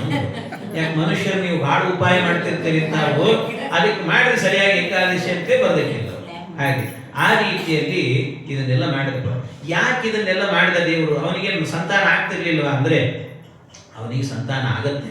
ಒಂದು ಏನು ಅಂದ್ರೆ ಯಾಕೆ ಅಂದ್ರೆ ರುದ್ರದೇವರು ಕೇಳ್ಕೊಂಡಿದ್ರಂತೆ, ದೇವರೇ ನನಗೊಂದು, ನಾನು ಸಂತಾನವನ್ನು ಕೊಡತಕ್ಕಂಥ ವ್ಯಕ್ತಿ ಅಂತ ಜಗತ್ತಿಗೆ ಒಂದು ಪ್ರಸಿದ್ಧಿ ಬರಬೇಕು, ಅದಕ್ಕೋಸ್ಕರ ನೀನು ನನ್ನನ್ನು ಕುರಿತು ತಪಸ್ಸನ್ನ ಮಾಡಬೇಕು ಅಂತ ರುದ್ರದೇವರು ಕೇಳ್ಕೊಂಡಿದ್ದಾರೆ. ಇದು ವಿಷ್ಣು ಪುರಾಣ ಹೇಳ್ತದೆ. ಹಾಗಾಗಿ ರುದ್ರದೇವರು ಕೇಳ್ಕೊಂಡಿದ್ರು. ಆದ್ರಿಂದ ರುದ್ರದೇವರಿಗೆ ಕೀರ್ತಿ ತರೋದಕ್ಕೋಸ್ಕರವಾಗಿ ಕೃಷ್ಣ ಪರಮಾತ್ಮ ಹೋದಂತೆ. ಇನ್ನೊಂದೇನು ಅಂತಂದ್ರೆ ಈ ರುದ್ರದೇವರು ಏನ್ ಮಾಡಿದ್ರಂತೆ, 3ನೇ ಕಣ್ಣಿಂದ ಸುಟ್ಟು ಬಿಟ್ಟಿದ್ರಲ್ಲ ಈ ಮನ್ಮಥನನ್ನ, ಆ ಮನ್ಮಥನ ಒಳಗೆ ಹಾಕೊಂಡ್ಬಿಟ್ಟಿದ್ರಂತೆ ಭಸ್ಮ ಮಾಡಿ. ಅದಕ್ಕೆ ಆ ರುದ್ರದೇವರ ಹತ್ರ ಇರುವಂತ ಆ ಮನ್ಮಥನನ್ನ ಕರ್ಕೊಂಡು ಬಂದು ಅವನಿಗೆ ಒಂದು ರೂಪ ಕೊಡಬೇಕು ಅಂತ ಆಮೇಲೆ ರುಕ್ಮಿಣೀ ದೇವಿಯಲ್ಲಿ ಆ ಮನ್ಮಥನನ್ನೇ ಪ್ರದ್ಯುಮ್ನಾಗಿ ಹುಟ್ಟಿಸಿದ್ನಂತೆ ಭಗವಂತ. ಅಲ್ಲಿ ಸುಟ್ಟು ಬಿಡಬೇಡ ನೀನು ಬಾ ಅಂತ ಕರ್ಕೊಂಡ್ಬಂದಂತೆ ದೇವರು. ಇದಕ್ಕೋಸ್ಕರ ಮಾಡಿದ್ದು ಅಂತ. ಇದು ಪರಮಾತ್ಮನ ವಿಶೇಷತೆ ಅಂತ. ಆವಾಗ ಪ್ರದ್ಯುಮ್ನ ಅನ್ನುವಂಥ ಒಬ್ಬ ಮಗ ಹುಟ್ಟಿದ ಅಂತ ಹೇಳ್ತಾರೆ. ಹೀಗೆಲ್ಲ ಪ್ರದ್ಯುಮ್ನ ಅನ್ನೋ ಮಗ ಹುಟ್ಟಿದ. ಆ ಪ್ರದ್ಯುಮ್ನನು ಕೂಡ ಮುಂದೆ ಅವನಿಗೂ ಮದುವೆ ಆಯಿತು, ಎಲ್ಲ ಮೊಮ್ಮಗನೂ ಹುಟ್ಟಿದ್ದಂತೆ ಕೃಷ್ಣನಿಗೆ. ಮೊಮ್ಮಗನೂ ಹುಟ್ಟಿದ. ಆ ಮೊಮ್ಮಗ ಅನಿರುದ್ಧ ಅಂತ ಅವನ ಹೆಸರು, ಅನಿರುದ್ಧ ಅಂತ. ಈ ಅನಿರುದ್ಧಂದು ಒಂದು ವಿಚಿತ್ರವಾದಂತ ಕಥೆ. ಏನಾಯ್ತಂತೆ, ಅನಿರುದ್ಧ ಒಂದ್ ದಿವಸ ಏನಾಗಿತ್ತು ಅಂದ್ರೆ ಈ ಅನಿರುದ್ಧನಿಗೆ ಈ ಒಬ್ಬ ಬಾಣಾಸುರ ಅಂತಿದ್ದ. ಬಾಣಾಸುರ ಅಂದ್ರೆ ಬಲಿಚಕ್ರವರ್ತಿ ಮಗ ಅಂತ ಅರ್ಥ, ಬಲಿಯ ಮಗ. ಆ ಬಲಿಯ ಮಗ ಏನು ಬಾಣಾಸುರ ಇದ್ದ, ಅವನಿಗೆ ಒಬ್ಬ ಮಗಳಿದ್ದು ಉಷಾದೇವಿ ಅಂತ. ಅವಳಿಗೆ ಒಬ್ಬ ಸ್ನೇಹಿತೆ ಇದ್ದು ಚಿತ್ರಲೇಖ ಅಂತ ಅವಳ ಹೆಸರು. ಈ ರಾತ್ರೋರಾತ್ರಿ ಏನಾಯ್ತಂತೆ, ಈ ಉಷಾದೇವಿ ಮಲಗಿದ್ಲು. ಮಲಗಿದಾಗ ಏನೋ ಎಂತೋ ಕನಸು ಬಿತ್ತು. ಆ ಕನಸಲ್ಲಿ ಒಳ್ಳೆ ಸುಂದರವಾದ ಹುಡುಗ ಬಂದ. ಆ ಹುಡುಗ ಬಂದು ಇವಳನ್ನೇ ಮದುವೆ ಮಾಡಿಕೊಂಡ, ಇವಳ ಜೊತೆಗೆ ಇದ್ಬಿಟ್ನಂತೆ. ಇದು ಇಂಥ ಕನಸು ಬಿತ್ತು, ಇದ್ದಕ್ಕಿದ್ದಾಗ ಎಚ್ಚರಿಕೆ ಆಗಿಬಿಡ್ತು. ಆಮೇಲೆ ನಿದ್ದೆನೇ ಬರಲಿಲ್ಲ. ಇಂಥ ಕನಸು ಬಿದ್ರೆ ಇನ್ನೇನು ಬರ್ತದೆ ನಿದ್ದೆ ಹೇಳಿ, ನಿದ್ದೆನೇ ಬರಲಿಲ್ಲ. ಆಗ ಪಕ್ಕದಲ್ಲೇ ಅವಳು ಚಿತ್ರಲೇಖ ಅಂತ ಸ್ನೇಹಿತೆ ಇದ್ಲು, ಅವಳು ನೆಬಸ್ಲಿಕ್ಕೆ ಶುರು ಮಾಡಿ. ಈ ನಿದ್ರೆ ಬರದೇ ಇರೋರು ಗೋಳಿದೆ, ಅವ್ರಿಗೆ ನಿದ್ದೆ ಬರಲಿಲ್ಲ ಅಂದ ಕೂಡಲೇ ಪಕ್ಕದಲ್ಲಿ ಇದ್ದವ್ರು ನೆಬಸ್ಲಿಕ್ಕೆ ಶುರು ಮಾಡಿಬಿಡ್ತಾರೆ. ಅವಳನ್ನು ನೆಬಸಿದ್ದಂತೆ. ಅವಳನ್ನು ನೆಬಸಿ ಏನೇ ನಿನ್ ಗೋಳು ಅಂತಂದ್ರೆ, ನಾನು ಕನಸು ಕಂಡಿದ್ದೀನಿ, ಒಬ್ಬ ಹುಡುಗ ಬಂದಿದ್ದಾನೆ, ನಾನು ಮದುವೆ ಮಾಡ್ಕೊಂಡಿದ್ದಾನೆ. ಅವ್ರ ಚಿತ್ರಲೇಖ ಅಂತ ಅನ್ವರ್ಥವಾಗಿತ್ತು. ಯಾರನ್ನಾದ್ರೂ ಹೀಗೆ ಹೇಳಿದ್ರೆ ಸಾಕು ಅವ್ರ ಚಿತ್ರನೇ ಬಿಡಿಸ್ಬಿಡ್ತಿದ್ದಂತೆ. ಇವಳು ಹೇಳಿ ಹೆಂಗಿದ್ದ ಆ ಹುಡುಗ ಅಂದ್ರೆ ಸರಸರ ಸರಸರ ಅಂತ ಚಿತ್ರ ಬಿಡಿಸೇ ಇಟ್ಬಿಟ್ಲಂತ.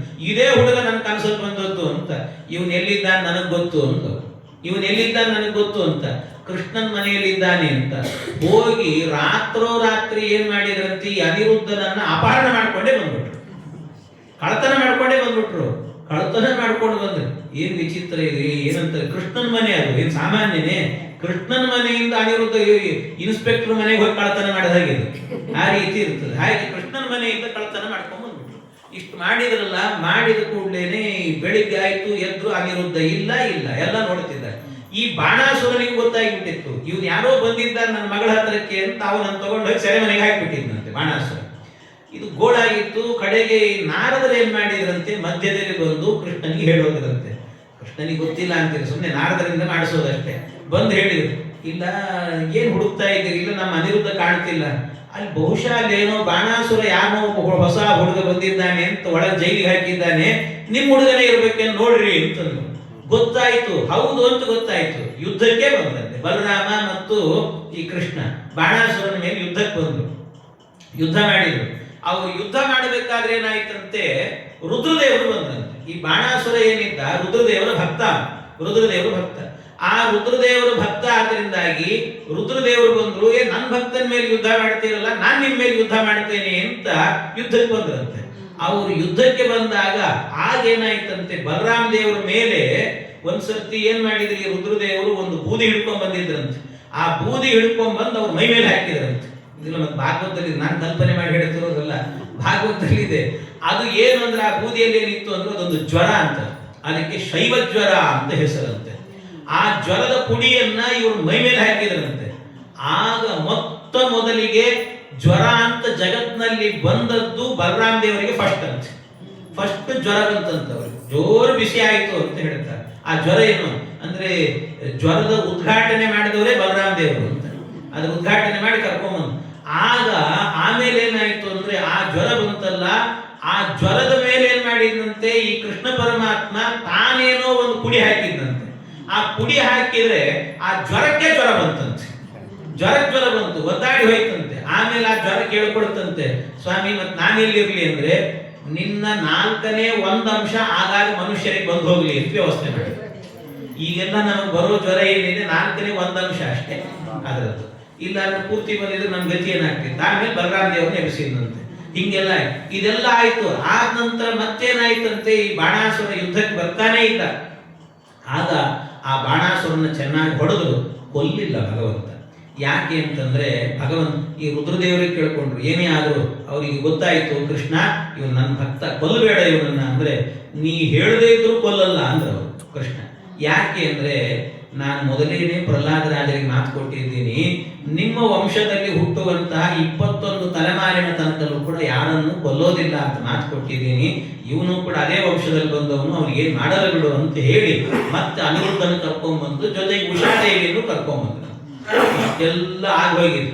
ಇದೆಲ್ಲ ಆದ ನಂತರ ಕೊನೆಗೆ ಕೃಷ್ಣ ಏನ್ ಮಾಡ್ತಾನಂತೆ, ಒಂದ್ಸರ್ತಿ ಏಕಾಂತದಲ್ಲಿ ಕೂತಾಗ ಮೊಮ್ಮಕ್ಕಳು ಬಂದಿದ್ದಾರೆ. ವಿಚಾರ ಮಾಡಿ, ಕೆಲವೊಮ್ಮೆ ಹೆಂಗೂ ಇರ್ತದೆ ಸಂಸಾರಗಳಲ್ಲಿ, ಮೊಮ್ಮಕ್ಕಳು ಬಂದಿದ್ದಾರೆ ಕೃಷ್ಣನಿಗೆ. ಮೊಮ್ಮಕ್ಕಳು ಬಂದಾಗ ಏಕಾಂತದಲ್ಲಿ ರುಕ್ಮಿಣೀ ದೇವಿ ಜೊತೆ ಕೂತ್ಕೊಂಡಾಗ ಆ ರುಕ್ಮಿಣೀ ದೇವಿಗೆ ನಿಧಾನವಾಗಿ ಮಾತಾಡಿದಂತೆ ಕೃಷ್ಣ, ಅಲ್ಲ ರುಕ್ಮಿಣಿ, ಯಾಕೋ ನೀನ್ ತಪ್ಪು ಮಾಡಿದೆ ಅಂತ ಅನಿಸ್ತದ ನೋಡು ಅಂತ. ಯಾಕೆ ಅಂದ್ರೆ ಸ್ವಲ್ಪ ನೀನು ದೀರ್ಘವಾಗಿ ಯೋಚನೆ ಮಾಡಲಿಲ್ಲ, ಅದೀರ್ಘವಾಗಿ ಯೋಚನೆ ಮಾಡಿದೆ. ಸ್ವಲ್ಪ ಸರಿಯಾಗಿ ಯೋಚನೆ ಮಾಡಿದ್ರೆ ನಿನಗೆ ಕಟ್ಕೊಳ್ಳಿಕ್ಕೆ ಅಂತ ನಿನ್ನನ್ನ ರಾಜಾದಿರಾಜರುಗಳೆಲ್ಲ ಬಂದಿದ್ರು, ಅವ್ರ ಹತ್ರ ಬೇಕಾದಷ್ಟು ಸಂಪತ್ತಿತ್ತು, ಅವ್ರನ್ನೇ ಕಟ್ಕೋಬೋದಿತ್ತು ನೀನು. ನನ್ನ ಹತ್ರ ಏನಿದೆ, ನಿಷ್ಕಿಂಚನ, ನಾನು ಏನೂ ಇಲ್ಲ ನನ್ನ ಹತ್ರ, ನಿಷ್ಕಿಂಚನ. ಹಾಗಾಗಿ ಏನೂ ಇಲ್ಲ. ಮತ್ತಷ್ಟೇ ಅಲ್ಲ, ಇನ್ನೊಂದೇನು ಅಂತ ಹೇಳಿದ್ರೆ, ನಮ್ಮ ಹತ್ರ ಯಾವಾಗಲೂ ಕೂಡ ಯಾರು ಬರ್ತಾರೆ ಅಂದ್ರೆ ಬಡವರೇ ಬರ್ತಾರೆ, ಶ್ರೀಮಂತರು ಯಾರು ಬರುವುದಿಲ್ಲ ನಮ್ಮ ಹತ್ರ. ಯಾರು ಉಳಿದವರೆಲ್ಲ ಏನಿದೆ ಅಂತಂದ್ರೆ ಎಲ್ಲರೂ ಕೂಡ ಶ್ರೀಮಂತರೆಲ್ಲ ಅವ್ರ ಹತ್ರ ಹೋಗ್ತಾರೆ, ರಾಜರ ಹತ್ರನೇ ಹೋಗ್ತಾರೆ. ನೀನ್ ನೋಡಿದ್ರೆ ನನ್ನ ಹತ್ರ ಬಂದಿದ್ದೆ, ಏನ್ ಸಿಗ್ತದೆ ನಿನಗೆ? ಅಷ್ಟೇ ಅಲ್ಲ, ಮತ್ತೆ ಇನ್ನೊಂದೇನು ಅಂದ್ರೆ ಬಲಿಷ್ಠರೆಲ್ಲ ಸೇರ್ಕೊಂಡು ನಮ್ಮನ್ನು ವಿರೋಧ ಮಾಡ್ತಾರೆ. ನನ್ನನ್ನು ಇಂಥ ಹುಡುಗ ನಾನು, ಎಲ್ಲರೂ ನನ್ನನ್ನು ವಿರೋಧ ಮಾಡೋರೆ. ಬಲಿಷ್ಠರು ಅಂತ ಯಾರಿದ್ದಾರೆ ರಾಜರುಗಳೆಲ್ಲ ಜಗತ್ತಿನಲ್ಲಿ, ಅವರೆಲ್ಲ ನನ್ನ ವಿರೋಧ ಮಾಡೋರೇ ಇದ್ದಾರೆ. ಅದರಿಂದ ಹೋಗಿ ನನ್ನನ್ನು ಕಟ್ಕೊಂಡಿಲ್ಲ, ಸ್ವಲ್ಪ ವಿಚಾರ ಮಾಡಬೇಕಿತ್ತು ನೀನು ಅಂತಂದಂತೆ ಕೃಷ್ಣ. ಇಷ್ಟು ಅಂದು ಕೂಡ್ಲೇನೆ ಒಂದ್ಸರ್ತಿ ರುಕ್ಮಿಣೀ ದೇವಿ ಮೂರ್ಛೆ ಬಂದು ಕೆಳಗೆ ಬಿದ್ದಂತೆ. ಎಲ್ಲಿ ಏನ್ ಮಾಡಿಬಿಡ್ತಾನೋ ಇವು, ಬಿಟ್ಟೇ ಬಿಡ್ತಾನೋ ಏನೋ ಅಂತ. ಸುಮ್ಮನೆ ನಟನೆ ಇದೆಲ್ಲ, ಸ್ವಾರಸ್ಯಗಳಿವೆಲ್ಲ. ಅದನ್ನ ರುಕ್ಮಿಣೀ ದೇವಿ ಹೇಳಿದ್ರಂತ. ಆಮೇಲೆ ಕೃಷ್ಣ, ಹೌದು ನೀನು ಹೇಳಿದ್ ಸರಿ, ನಾನು ದೀರ್ಘವಾಗಿ ಯೋಚನೆ ಮಾಡಲಿಲ್ಲ ಅಂದೇನ, ನೀನು ಅದೀರ್ಘವಾಗಿ ಮಾಡಿದ್ದೀನಿ ಅಂತ ಹೇಳಿದೆಲ್ಲ. ಹೌದು ಅಂತ ಅವಳು ಹೇಳಿದ್ರು, ಅದೀರ್ಘವಾಗಿ ಮಾಡಿದ್ದೀನಿ ನಾನು. ಯಾಕೆ ಅಂದರೆ ನಾನು ಏನು ಯೋಚನೆ ಮಾಡಿದೆ ಅಂದರೆ, ನಿನ್ನ ಮುಂದೆ ಬ್ರಹ್ಮಾದಿ ದೇವತೆಗಳಿಂದ ಹಿಡ್ಕೊಂಡು ಎಲ್ಲರೂ ಕೂಡ ಅದೀರ್ಘರೇನೆ, ಎಲ್ರಿಗೂ ಸಾವಿದೆ, ಅವರಿಗೆ ದೀರ್ಘಾಯುಷ್ಯ ಎನ್ನುವಂತ ಇಲ್ಲ. ಆದ್ರಿಂದ ಅವರೆಲ್ಲ ಅದೀರ್ಘರು ಅಂತ ನಾನು ಯೋಚನೆ ಮಾಡಿದ್ದೀನಿ. ಯಸ್ಮಾತ್ ಬ್ರಹ್ಮೇಂದ್ರ ರುದ್ರಾದಿ ದೇವತಾನಾಂ ಶ್ರೇಯೋಪಿಚ ಜ್ಞಾನಸ್ಫೂರ್ತಿ ಸದಾ ತಸ್ಮೈ ಹರಯೇ ಕುರವೇ ನಮಃ. ಹಾಗಾಗಿ ಅವರೆಲ್ಲರಿಗೂ ಕೂಡ ಜ್ಞಾನವನ್ನ ಕೊಡುವವನೇ ನೀನು. ಅವರೆಲ್ಲ ಅದೀರ್ಘರು, ಅವರೆಲ್ಲರೂ ಕೂಡ. ಇದನ್ನ ನಾನು ಯೋಚನೆ ಮಾಡಿದ್ದೀನಿ. ಹೌದು, ನೀ ಹೇಳಿದ್ ಸರಿ. ಆಮೇಲೆ ನೀನು ಕಿಂಚನ ಅಂತ ಹೇಳಿದೆ. ಕಿಂಚನ ಅಂದ್ರೆ ಹೌದಪ್ಪ ಕೃಷ್ಣ, ಕಿಂಚನನೇ. ಯಾಕೆ ಅಂದ್ರೆ ಜಗತ್ನಲ್ಲಿ ಇರುವ ಎಲ್ಲಾ ಸಂಪತ್ತುಗಳು ಕೂಡ ನಿನಗೇನು ಅಲ್ಲ, ಕಿಂಚವೂ ಅಲ್ಲ ನಿನಗೆ, ಸ್ವಲ್ಪವೂ ಅಲ್ಲ. ಯಾಕೆಂದ್ರೆ ಎಲ್ಲವನ್ನು ಮೀರಿದವನು ನೀನಾದ್ರಿಂದ, ಲಕ್ಷ್ಮೀಪತಿ ಆದ್ರಿಂದ, ಲಕ್ಷ್ಮೀನೇ ನಿನ್ನ ಬಳಿಯಲ್ಲಿದ್ದಾಳೆ. ಆದ್ರಿಂದಾಗಿ ಜಗತ್ನಲ್ಲಿ ಯಾವ ಸಂಪತ್ತು ಕೊಟ್ಟರು ಕೂಡ ಅದೆಲ್ಲ ಕಿಂಚನವೇ. ಹೌದು, ನೀನು ಕಿಂಚನ ಅಂತ ಹೇಳಿದವಳು. ಆಮೇಲೆ ಬಲಿಷ್ಠರ ಜೊತೆಗೆ ವಿರೋಧ ಇದೆ ನನಗೆ ಅಂತ ಹೇಳಿದೆಲ್ಲ. ಹೌದಪ್ಪ, ಯಾಕೆ ಅಂದ್ರೆ ಬಲಿಷ್ಠರು ಅಂದ್ರೆ ಜಗತ್ನಲ್ಲಿ ಯಾರು ಗೊತ್ತಾ? ಬಲಿಷ್ಠರು ಅಂತ ಹೇಳಿದ್ರೆ ಬೇರೆ ಯಾರು ಅಲ್ಲ, ಇಂದ್ರಿಯಗಳು. ನಮ್ಮ ಇಂದ್ರಿಯಗಳು ಮಹಾಬಲಿಷ್ಠ ಅಂತ. ಎಷ್ಟು ಬಲಿಷ್ಠ ಅಂದ್ರೆ ನಾವು ಬೇಡ ಅಂದ ಜಾಗಕ್ಕೆ ಹೋಗ್ತಿರ್ತಾವ. ಕಣ್ಣು ಯಾವುದನ್ನು ನೋಡಬಾರ್ದು ಅಂತ ನಾವು ಅನ್ಕೊಳ್ತೀವಿ, ಆದ್ರೂ ಅಲ್ಲೇ ಹೋಗ್ತದಂತೆ. ಮನಸ್ಸಿಂತ ಅದನ್ನು ಮಾಡಬೇಡ ಅಂತ ಅಲ್ಲೇ ಹೋಗ್ತದಂತೆ. ಹಿಂಗೆಲ್ಲ ಆಗ್ತಿರ್ತದೆ. ಆದ್ರಿಂದ ಬಲವಾನ್ ಇಂದ್ರಿಯ ಗ್ರಾಮ ವಿದ್ವಾಂಸಮಪಿ ಕರ್ಷತಿ ಅಂತ ಹೇಳ್ತಾರೆ. ವಿದ್ವಾಂಸಮಪಿ ಕರ್ಷತಿ. ಈ ಇಂದ್ರಿಯ ಗ್ರಾಮ, ಇಂದ್ರಿಯಗಳಿದ್ದಾವಲ್ಲ ಎಲ್ಲ ವಿದ್ವಾಂಸರನ್ನು ಸೆಳೆದು ಬಿಡ್ತದಂತೆ. ಅಂಥದ್ದು ಇದು ಇಂದ್ರಿಯ ಅಂತ. ಇದನ್ನ ಈ ವೇದವ್ಯಾಸದೇವರು ಇದ್ದಾರಲ್ಲ, ಅವರು ಜೈಮಿನಿ ಮಹರ್ಷಿಗಳಿಗೆ ಡಿಕ್ಟೇಟ್ ಮಾಡ್ತಾ ಇದ್ರಂತ ಒಂದ್ಸರ್ತಿ. ಈ ಶ್ಲೋಕ ಹೇಳ್ತಿದ್ರಂತ, ಅವ್ರು ಬರಿತಾ ಇದ್ರಂತೆ. ಬರಿಬೇಕಾದ್ರೆ ಇವರು ವೇದವ್ಯಾಸದೇವರು ಹೇಳಿದರು, ಬಲವಾನ್ ಇಂದ್ರಿಯ ಗ್ರಾಮ ವಿದ್ವಾಂಸಮಪಿ ಕರ್ಷತಿ ಅಂತ ಹೇಳಿದ್ರಂತೆ. ಅವರು ಹೇಳಿದ ಕೂಡಲೇ ಇವರು ಜೈಮಿನಿಗಳಿಗೆ ಸ್ವಲ್ಪ ಬೇಜಾರು ಅನ್ನಿಸ್ತು. ಯಾಕೆಂದ್ರೆ ಅವರು ಒಬ್ಬ ವಿದ್ವಾಂಸರು ಇಂದ್ರಿಯಗಳಿಗೆ ಅವರು ಒಳಗಾಗ್ತಾರೆ, ಇಂದ್ರಿಯ ಬಲದ ಮುಂದೆ ಏನಿಲ್ಲ ಅಂತ. ಅದಕ್ಕೆ ಅವ್ರು ಏನ್ ಮಾಡಿದ್ರಂತ ಸ್ವಲ್ಪ ಚೇಂಜ್ ಮಾಡಿದ್ರಂತೆ. ವೇದವ್ಯಾಸದೇವರು ಹೇಳಿದ್ದಂತೆ, ಬಲವಾನ್ ಇಂದ್ರಿಯ ಗ್ರಾಮ ವಿದ್ವಾಂಸಂ ನಾಪಕರ್ಷತಿ ಅಂದ್ರಂತ. ವೇದವ್ಯಾಸದೇವರಿಗೆ ಗೊತ್ತಾಯ್ತು, ನಾ ಹೇಳಿದ್ ಬರೀಲಿಲ್ಲ ಇವರು ಅಂತ ಗೊತ್ತಾಯ್ತು. ಹೋಗ್ಲಿ ಸುಮ್ಮನಿದ್ರು. ಆಯ್ತು, ಬರೆದದ್ದೆಲ್ಲ ಮುಗೀತು. ವಾಪಸ್ ಮನೆಗೆ ಹೋದ್ರು. ಒಂದು ಸಣ್ಣ ಕುಟೀರ ಮಾಡ್ಕೊಂಡಿದ್ರು, ಗುಡಿಸ್ಲು. ಜೈಮಿನಿ ಋಷಿಗಳು ಹೋದ್ರು, ಗುಡಿಸ್ಲಿಕ್ಕೆ ಹೋದ್ರಂತೆ. ರಾತ್ರಿ ಜೋರು ಮಳೆ ಬಂತು, ಜೋರು ಮಳೆ. ಆ ಮಳೆಯಲ್ಲಿ ಒಬ್ಬ ಸುಂದರವಾದಂತ ಯುವತಿ ತೆಳುವಾದ ಬಟ್ಟೆ ಉಟ್ಟುಕೊಂಡು ನೆಂದುಕೊಂಡು ಆ ಮನೆ ಹತ್ರಕ್ಕೆ ಬಂದಂತೆ. ಬಂದಾಗ ನೀವು ಮಳೆ ಒದ್ದೆ ಆಗ್ತಾ ಇದ್ದೀನಿ, ಬಾಗಿಲು ತೆಗೀರಿ ಎಂದು ಒಂದ್ಸರ್ತಿ ಜೈಮಿನಿಗಳು ಬಾಗಿಲು ತೆಗೆದ್ರು. ಬೆರಗಾಗಿ ಹೋದ್ರು. ಒಂದ್ಸರ್ತಿ ಅವಳ ಬಟ್ಟೆ, ಆ ಒದ್ದೆ ಆದ ಬಟ್ಟೆ ಅದನ್ನೆಲ್ಲ ನೋಡಿ ಬೆರಗಾಗಿ ಬಿಟ್ರಂತೆ. ಬೆರಗಾಗಿ ಒಳಗೆ ಕರೆದ್ರಂತೆ. ಕರೆದು ಅವಳಿಗೆಲ್ಲ ಒರೆಸ್ಕೊಳ್ಳಿಕ್ಕೆ ಮಾಡಿ ಬಟ್ಟೆ ಗಿಟ್ಟೆ ಕೊಟ್ಟರು. ಪಾಪ ಎಲ್ಲ ಆದ ನಂತರ ಇವ್ರಿಗೆ ತಡಿಲಿಕ್ಕಾಗದೇನೆ ಒಂದು ಮಾತು ಹೇಳಿದ್ರಂತೆ, ನಾನು ಮದುವೆ ಮಾಡ್ಕೋತೀಯ ಅಂತ ಕೇಳ್ಬಿಟ್ರು. ಅದು ಕೇಳಿದ ಕೂಡಲೇ ಅವಳು ಹೇಳಿದ್ದಂತೆ, ನಮ್ಮ ಮದುವೆ ಮಾಡ್ಕೊಳ್ಳಿಕ್ಕೇನಿಲ್ಲ, ಆದ್ರೆ ನಮ್ಮಲ್ಲಿ ಒಂದು ಸಂಪ್ರದಾಯ ಇದೆ ಎಂದವಳು.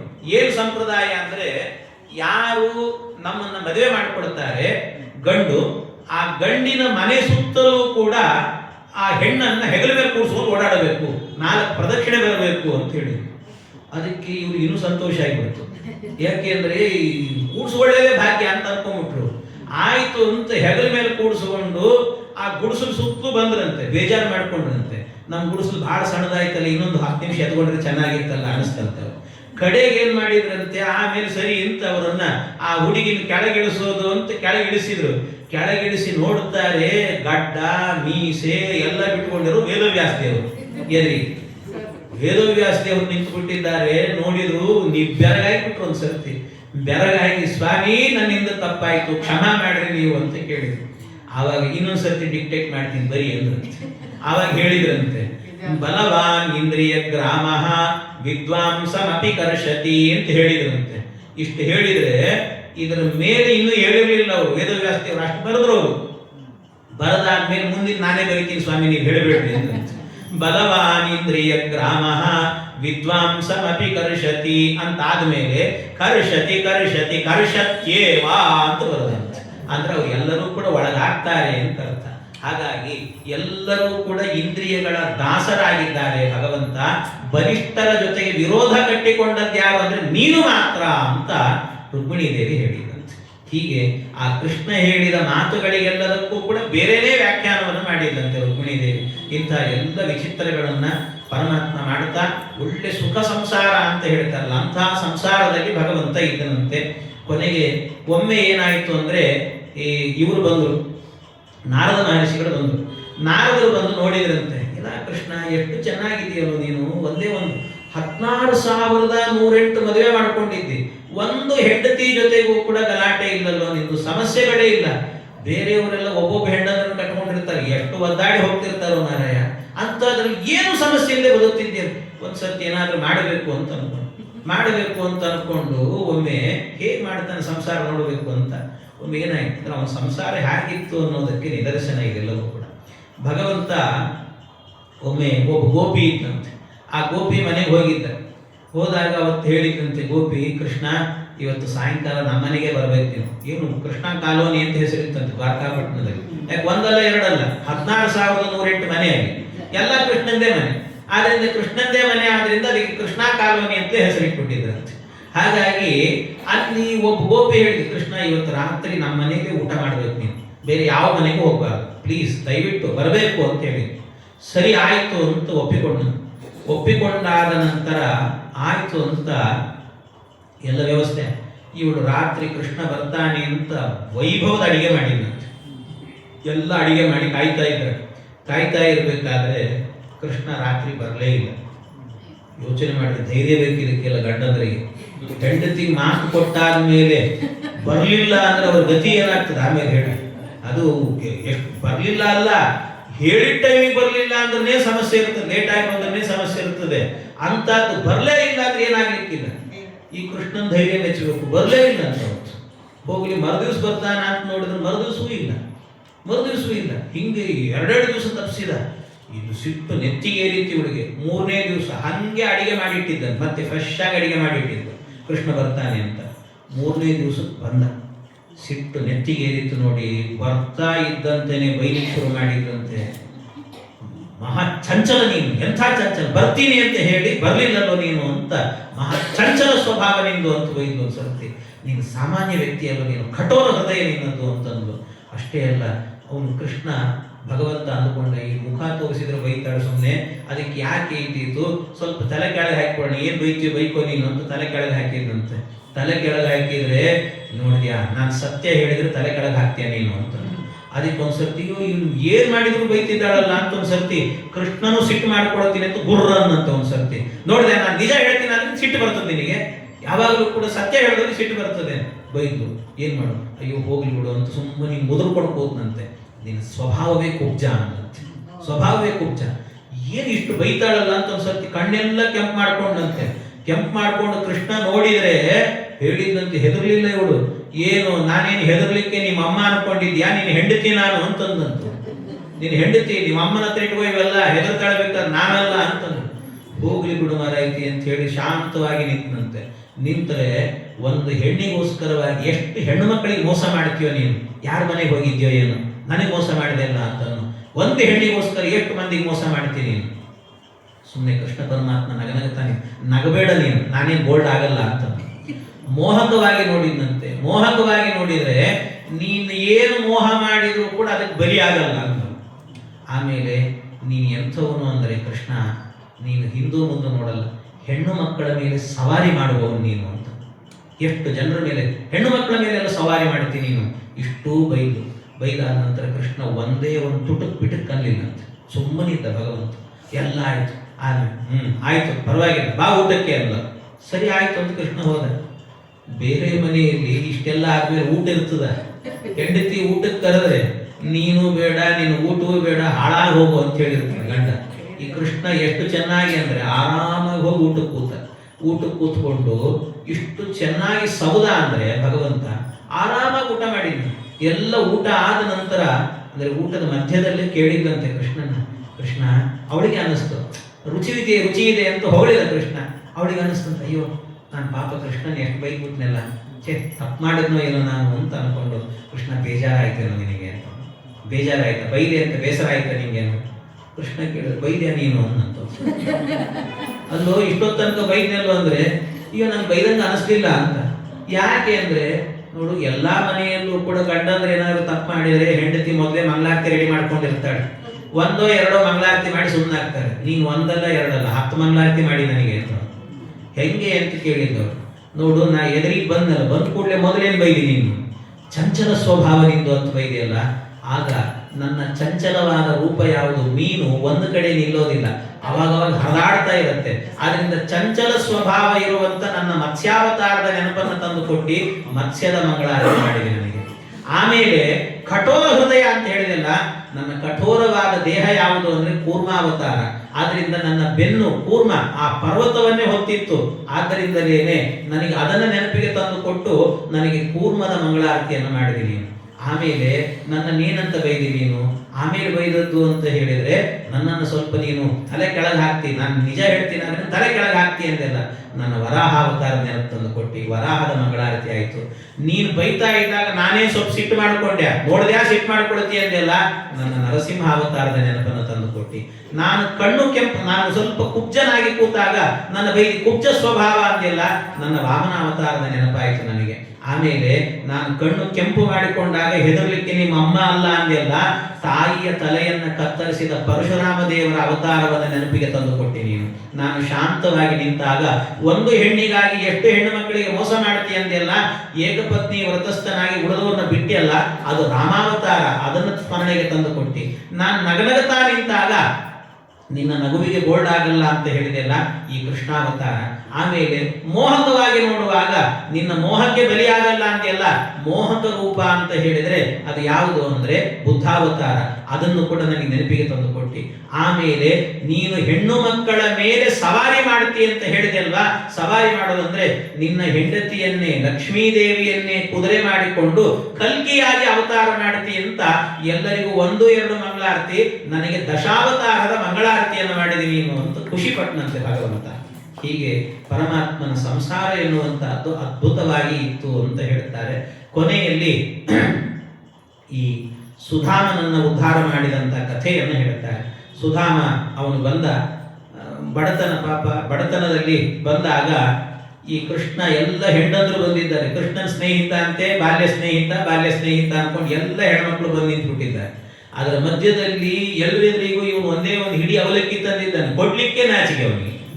ಇಷ್ಟು ಜನ ಹೆಣ್ಣು, ದೊಡ್ಡ ಅರಮನೆಯಲ್ಲಿ ಇದ್ದಾನೆ ಈ ಕೃಷ್ಣ, ಏನಿದು ಹೆಂಗ್ ಕೊಡೋದು ಇವನಿಗೆ ಅಂತ. ಆದ್ರೂ ಕೃಷ್ಣನೇ ಬಿಡ್ಲಿಲ್ಲ, ಕಸಗೊಂಡು ತಿನ್ನಂತೆ ಪರಮಾತ್ಮ. ಆಮೇಲೆ ಹೋಗ್ಲಿ ಕೃಷ್ಣನ್ ಏನೋ ಕೇಳೋಣ ಅಂತ ಬಂದಿದ್ದ, ಏನೂ ಕೊಡ್ಲೇ ಇಲ್ಲ ಕೃಷ್ಣ, ಕೊಡ್ಲೇ ಇಲ್ಲ. ಇದ್ರ ಮಧ್ಯದಲ್ಲಿ ಏನ್ ಮಾಡಿದ್ದಂತೆ, ಅದು ಯಾರಾದ್ರೂ ಕೊಡ್ಲಿಲ್ಲ ಅಂತ ಕೊಡೋ ತನಕ ಬಿಡೋದಿಲ್ಲ ಪರಮಾತ್ಮ. ಹಾಗೆ ಇವನು ಪಾಠಶಾಲೆಯಲ್ಲಿ ಇದ್ದಾಗ ಅವನೇನ್ ಮಾಡಿದ್ದಂತೆ, ಈ ಅವಲಕ್ಕಿ ಇಟ್ಕೊಂಡದ್ದು ಕೃಷ್ಣನಿಗೆ ಕೊಡದೆ ಬಚ್ಚಿಟ್ಕೊಂಡು ತಿಂದಿದ್ದಂತೆ. ಅದಕ್ಕೆ ಇವನು ಕೊಟ್ಟ ಅವಲಕ್ಕಿ ಬಿಡ್ಲಿಲ್ಲ, ತಗೊಂಡ ಕೃಷ್ಣ. ತಗೊಂಡಾದ ನಂತರ ಅದನ್ನ ಬೇರೆ ಹೇಳಿದ್ದಂತೆ, ಕುಚೇಲ ನಾನು ನೀನು ಕಾಡಿಗೆ ಹೋಗಿದ್ವಿ, ಕಾಡಲ್ಲಿ ಸಮಿತ ಆರಿಸ್ಕೊಂಡ್ ಬರ್ಲಿಕ್ಕೆ ಹೋಗಿದ್ವಿ. ಇವನೇನ್ ಮಾಡಿದ್ದ ಕುಚೇಲ ಅಂದ್ರೆ, ನೀನ್ ಇಲ್ಲೇ ಆರಿಸ್ತಾ ಇರೋ ಸಮಿತನ್ನ ನಾನು ಆ ಕಡೆ ಹೋಗಿ ಬರ್ತೀನಿ ಅಂತ ಹೇಳಿ ಅಲ್ಲೆಲ್ಲೋ ಗಿಡದ ಮರೆಯಲ್ಲಿ ನಿಂತುಕೊಂಡು ಅವಲಕ್ಕಿ ತಿಂದು ಬಂದಿದ್ದಂತೆ. ಅವ್ರ ಹೆಂಡಂದ್ರು ಬೇರೆ ಇದ್ದಾರೆ, ಕೃಷ್ಣನ ಹೆಂಡಂದ್ರು. ಎದುರಿಗೆ ಹೇಳ್ತಿದ್ದಾನೆ ಕೃಷ್ಣ, ನೋಡು ಅವತ್ತು ಬಂದಿದ್ವಲ್ಲ ಇಬ್ರು ಹೋಗಿದ್ವಿ, ಹೋದಾಗ ನಾನು ಇಲ್ಲಿ ಕಟ್ಟಿಗೆ ಆರಿಸ್ತಿದ್ದೆ, ನೀನ್ ಆ ಕಡೆ ಹೋಗಿಬಿಟ್ಟು ನೋಡು, ಅಷ್ಟರಲ್ಲೇನೆ ನಮ್ಮ ಸಾಂದೀಪಿನಿ ಆಚಾರ್ಯ ಹೆಂಡತಿ ಬಂದು ನಮ್ಮನ್ನು ಕರ್ಕೊಂಡು ಹೋದ್ರು ಅಂತ ಇಷ್ಟು ಹೇಳಿದ ಭಗವಂತ. ಅಂತೂ ಇಷ್ಟು ಹೇಳುವಾಗ ಅವನು ಅನ್ಕೊಂಡ, ನನ್ನನ್ನು ರಕ್ಷಣೆ ಮಾಡಿದೆಲ್ಲೋ ದೇವ್ರೆ ಅಂತ ಅನ್ಕೊಂಡೆ. ನಾನಲ್ಲಿ ಅವಲಕ್ಕಿ ತಿಂದೀನಿ ಅನ್ನೋ ಕತೆ ಬಿಟ್ಟು ಉಳಿದದನ್ನೆಲ್ಲ ಹೇಳಿದೆ ಕೃಷ್ಣ, ನನ್ನನ್ನು ಬದುಕಿಸಿದೆಲ್ಲೋ ಅಂತ ಅನ್ಕೊಂಡ. ಆಮೇಲೆ ಕೃಷ್ಣನಿಗೆ ನಮಸ್ಕಾರ ಮಾಡಿ ಹೊರಟನಂತೆ ಪರವನು. ಹೋದಾಗ ಭಗವಂತ ಇವನ ಮನೆಗೆ ಹೋಗೋದ್ರೊಳಗೆ ದೊಡ್ಡ ಬಂಗ್ಲೆ ಮಾಡಿಟ್ಬಿಟ್ಟಿದ್ದ. ಅನುಗ್ರಹ ದೇವರದ್ದು, ಕೃಷ್ಣ ಅನುಗ್ರಹ. ಇಷ್ಟು ಅನುಗ್ರಹವನ್ನು ಮಾಡಿದ ಪರಮಾತ್ಮ. ಹೀಗೆ ಸುಧಾಮನಿಗೆ ಅನುಗ್ರಹವನ್ನು ಮಾಡಿ ಪರಮಾತ್ಮ ಮುಂದೆ ತಾನು ಪರಂಧಾಮಕ್ಕೆ ತೆರಳಬೇಕು ಅಂತಂದಾಗ ಉದ್ಧವ ಓಡಿ ಬರ್ತಾನೆ. ಉದ್ಧವ ಓಡಿ ಬಂದು, ದೇವರೇ ಕೃಷ್ಣ, ನೀನಿಲ್ಲದೆ ಬದುಕಲಿಕ್ಕಾಗಲ್ಲ ನನಗೆ ಅಂತ ಹೇಳುವಾಗ ಭಗವಂತ ಅನೇಕ ತತ್ವಜ್ಞಾನದ ಉಪದೇಶವನ್ನು ಮಾಡ್ತಾನೆ. ಅದೇ ಉದ್ಧವ ಗೀತೆ ಅಂತ ಪ್ರಸಿದ್ಧಿ ಆಗತ್ತೆ. ಅದರಲ್ಲೇ ಅವಧೂತ ಗೀತೆ, ಜಾಯಂತೆಯ ಉಪಾಖ್ಯಾನ, ಇವೆಲ್ಲವೂ ಕೂಡ ಅದೆಲ್ಲ 11ನೇ ಸ್ಕಂದದಲ್ಲಿ ಬರುವಂತ ವಿಷಯಗಳು. ಇಷ್ಟು ಸಾಮಾನ್ಯವಾಗಿ ಅನೇಕ ಇನ್ನೂ ಕೆಲವು ವಿಷಯಗಳಿದ್ದಾವೆ, ಆದರೂ ಎಷ್ಟಾಗತ್ತೆ ಅಷ್ಟನ್ನು ಕೂಡ ಸಂಕಲನ ಮಾಡಿ ಹೇಳುವಂತ ಪ್ರಯತ್ನವನ್ನ ಮಾಡಿದ್ದೇನೆ. ಅಂತೂ ಸಮಗ್ರ ಒಂದು ಭಾಗವತದ ಪ್ರತಿ ತಿಂಗಳಲ್ಲೂ ಕೂಡ ಈ ಕಾರ್ಯಕ್ರಮವನ್ನ ಮಾಡಿ ನಮ್ಮ ಗುಡಿ ಬಂಧುಗಳೆಲ್ಲರೂ ಕೂಡ ಸೇರಿಕೊಂಡು, ಅದರಲ್ಲೂ ಈ ಶ್ರೀಶ ಗುಡಿ ಉತ್ಸಾಹ ಯಾವಾಗಲೂ ಕೂಡ ಉತ್ಸಾಹದ ಚಿಲುಮೆ ಆಗಿರುತ್ತೆ. ಅದರಲ್ಲೂ ಅಧ್ಯಾತ್ಮದ ವಿಷಯ ಅಂತಂದ್ರೆ ಎಲ್ಲಿಲ್ಲದ ಉತ್ಸಾಹ. ನಿಜವಾಗ್ಲೂ ಹೇಳಬೇಕು ಅಂದ್ರೆ ಯಾರೋ ಸನ್ಯಾಸಿಗಳಿಗೆ ಆಚಾರವಂತರಿಗಿರಬೇಕು, ಆಚಾರವಂತ ಅಲ್ಲ ಅಂತಲ್ಲ, ಆಚಾರವಂತನೂ ಹೌದು, ಅಷ್ಟೇ ಅದರಲ್ಲಿ ಆಸಕ್ತಿ ಕೇಳಬೇಕು ಅನ್ನುವಂತಹದ್ದು. ಅದರ ಜೊತೆಗೆ ಎಲ್ಲ ಸೇರಬೇಕು, ಇದನ್ನು ಆಚರಣೆಗೆ ತರಬೇಕು, ಒಗ್ಗಟ್ಟಾಗಿರಬೇಕು ಅನ್ನುವಂಥ ದೊಡ್ಡ ಹೆಬ್ಬಯಕೆ ಇಟ್ಟುಕೊಂಡಿದ್ದಾನೆ. ಅವನಿಗೂ ಕೂಡ ಶ್ರೇಯಸ್ಸಾಗಲಿ ಮತ್ತು ಎಲ್ಲ ಗುಡಿ ಬಂಧುಗಳಿಗೆ ಎಲ್ಲರಿಗೂ ಕೂಡ ಮಂಗಳವಾಗಲಿ ಅಂತ ದೇವರಲ್ಲಿ ಪ್ರಾರ್ಥನೆ ಮಾಡುತ್ತಾ, ಇಲ್ಲಿಯ ಇಷ್ಟು ದಿನಗಳ ಕಾಲವೂ ಕೂಡ ಶ್ರದ್ಧೆಯಿಂದ ಕೇಳಿದಂಥ ಎಲ್ಲ ಭಕ್ತರಿಗೂ ಕೂಡ ಹರಿವಾಯು ಗುರುಗಳ ಕೃಷ್ಣ ರುಕ್ಮಿಣಿ ಸತ್ಯಭಾಮ ಸಮೇತರಾದಂತಹ ಕೃಷ್ಣನ ಅನುಗ್ರಹ ಪೂರ್ಣವಾಗಿ ಎಲ್ಲರಿಗೂ ಆಗಲಿ ಅಂತ ದೇವರಲ್ಲಿ ಪ್ರಾರ್ಥನೆಯನ್ನು ಮಾಡುತ್ತಾ, ಈ ಒಂದು ವಾರದ ಉಪನ್ಯಾಸದಲ್ಲಿ ಏನಾದರೂ ಒಳ್ಳೆಯ ವಿಷಯಗಳು ಹೇಳಿದರೆ ಅದೆಲ್ಲವೂ ಕೂಡ ನಮ್ಮ ಗುರುಗಳಾದಂತಹ ಪರಮ ಪೂಜ್ಯ ಪೇಜಾವರ ಶ್ರೀ ವಿಶ್ವೇಶತೀರ್ಥ ಶ್ರೀಪಾದಂಗಳವರ ಅನುಗ್ರಹ, ಅವರ ಕಾರುಣ್ಯ ತಪ್ಪಿದ್ದಲ್ಲಿ ಅದು ನನ್ನದ್ದು ಅಂತ ಹೇಳುತ್ತಾ ಶ್ರೀ ಕೃಷ್ಣಾರ್ಪಣಮಸ್ತು.